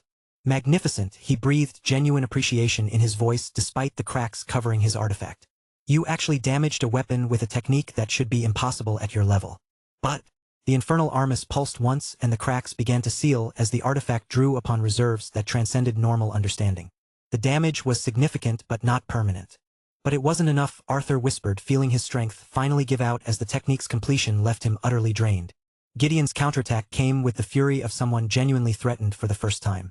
The molten axe carved through the air in a strike that promised to end everything, while the infernal armis channeled power that sought to impose absolute destruction. Arthur tried to raise Nixthar in defense, but his body betrayed him. His muscles, pushed beyond breaking by the strain of channeling Gray, simply refused to respond. His vision blurred as his broken unity finally collapsed completely. The axe struck with mountain-shattering force, launching Arthur's body across the battlefield like a broken doll. He felt ribs crack, felt organs rupture under the tremendous impact, felt consciousness beginning to fade as his form approached complete failure. He was falling, the ground rushing up with fatal certainty, when something impossible happened. A single crimson thread caught him. Not rope or chain, but a strand that looked like crystallized light materializing from nowhere to wrap around his torso with gentle precision. The thread stopped his descent as easily as if he weighed nothing, holding him suspended while its surface pulsed with inexplicable energies. Gideon's follow-up attack came immediately, the molten axe carving toward Arthur's helpless form with enough power to end the fight permanently. But when the weapon struck the crimson thread, something unprecedented occurred. Nothing happened. The infernal armis, one of the 7 most powerful artifacts in existence, simply could not cut through the delicate strand. The axe's edge, wielded by a transcendent being, met the thread and stopped as though it had struck something fundamentally immutable. What? Gideon breathed, striking again and again, each blow failing to even scratch the strand's surface. What power dares interfere with my authority? But the thread offered no explanation. It simply held Arthur suspended above the battlefield, pulsing with quiet confidence that suggested its presence was both intentional and absolute. Arthur's consciousness hung by the same delicate strand that supported his body, his vision fading as his shattered form struggled to maintain function. Through the haze of approaching unconsciousness, he felt something stirring in the depths of his being. Not the broken unity that had failed him, but something else entirely. Chapter 836. Return to the beginning. Chapter 836. Return to the beginning. The transition was seamless, like stepping from one nightmare into another. One moment I was suspended above the battlefield by that impossible crimson thread, my body broken and my consciousness fading, and the next I found myself standing in a space that defied normal understanding. Alisara Velcroix's realm stretched around me, a dimension she had shaped according to her will. The ground beneath my feet felt solid enough, made of what looked like crystallized starlight that pulsed with an alien rhythm. The sky remained deep purple twilight while crimson threads wove through the air like veins of power. And there she stood, perhaps 10 feet away. Those jade-green eyes held Emma's memories, but they burned with an intensity that made my skin crawl. Her pink hair cascaded with perfection that had never existed naturally, her features carrying Emma's beauty but refined beyond human limitation. This was Alisara Velcroix, the woman who had saved me from certain death years ago before leaving Earth to grow stronger. Now she had returned as something that could make even calamities seem insignificant by comparison. "Arthur," she breathed, and I heard Emma's voice wrapped in something that made the air itself seem heavy. "My Arthur. Look what they've done to you." The way she said it, "my Arthur," carried possessive weight that made me take an involuntary step back. Emma's love had been genuine, warm, human. This was those same feelings twisted through power until devotion had become obsession. "Alisara," I said carefully, "you've grown stronger. Strong enough to reshape reality itself," she replied, stepping closer with movements that seemed to bend space around her. "But do you know what I thought about during every moment of that transformation? You. Emma's memories of you, the way you used to smile at her, the sound of your voice when you said her name." She moved with predatory grace, each step calculated to close the distance between us. I could see Emma's mannerisms in her movements, but they were wrong, too perfect, too intentional. Like someone had studied recordings and practiced until they could replicate them flawlessly. Every night I would replay her memories of your conversations. Alisara continued, her eyes never leaving my face. The way you would tease her, the exact expression you wore when you first told her you cared about her. The clinical precision with which she catalogued those moments was disturbing. These weren't fond remembrances. They were obsessive fixations, Emma's cherished memories twisted into fuel for something unhealthy. "Those weren't your memories," I said quietly. "They are now," she replied with fervent intensity. "I am everything Emma was plus everything she needed to become, to be worthy of you. Her love, her devotion, her dreams. All of it refined through power until it became something eternal." Emma's memories filtered through this entity's growing power until love had curdled into something monstrous. She remembered caring for me but understood it only as possession, protection, only as control. "Send me back to the battlefield." Her perfect features twisted with immediate rejection. "Absolutely not. You're broken, Arthur. Gideon will kill you. That's my choice to make." "No," she said with finality that made her realm pulse with responding energy. "I won't let you die. I won't let you suffer when I have the power to prevent it. Emma's greatest fear was losing you, and I have the strength to ensure that never happens." She stepped even closer, and I could see the way her jade eyes reflected my image dozens of times over, like I was trapped in a hall of mirrors designed by someone who collected reflections of things they desired. "Don't you understand?" she whispered. "I can keep you safe forever. No more battles, no more pain, no more risk of losing everything that matters. Just us together in a place where nothing can hurt you." The offer should have been tempting. After years of fighting, of constantly looking over my shoulder for the next threat, the idea of safety held a certain appeal. But the price she was asking, my freedom, my right to choose my own path, was one I could never pay.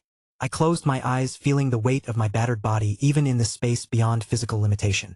She was right about my condition. I was in no shape to face a calamity. But returning to Rachel for healing would take time we didn't have, and my team was struggling without me. But maybe that wasn't the real problem. I thought about my sword. Not Nixthar with its legendary capabilities or the complex techniques I had developed over years of training. Just a sword. A simple length of metal designed for cutting through obstacles. In my mind I began to swing. Basic forms I had learned as a child, movements so fundamental that they existed below conscious thought. The memory of steel cutting through air, the feeling of proper edge alignment, the rhythm of practice swings repeated until they became second nature. The first swing was clumsy, my mental sword work rusty from years of focusing on advanced techniques.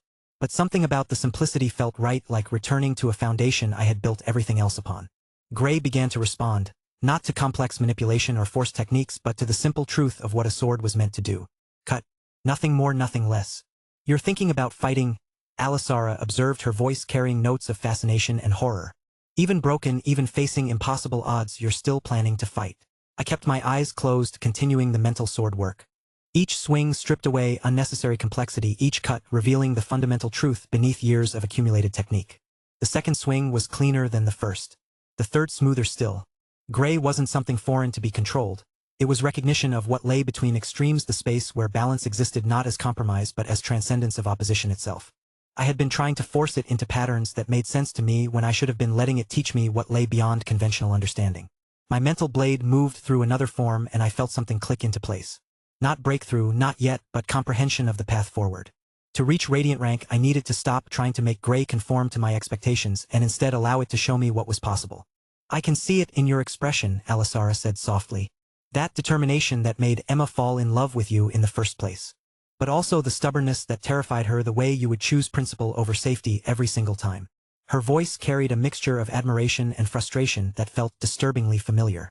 Emma had said similar things during our relationship, though never with the possessive undertones that colored Alisara's words. When you're strong enough to stand beside me, Alisara began. No, I interrupted, opening my eyes to meet her gaze directly. I will never be what you want me to be. And keeping me here against my will makes you no different from any other tyrant.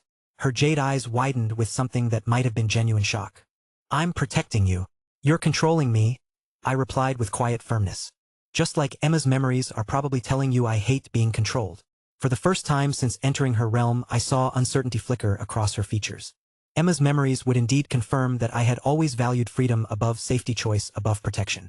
She had learned that lesson the hard way during our relationship when her attempts to keep me safe from dangerous missions had nearly driven us apart. Emma learned to love me as I was, I continued. Not as she wanted me to be. That's what made her special. She understood that trying to change someone destroys the very thing you claim to love about them.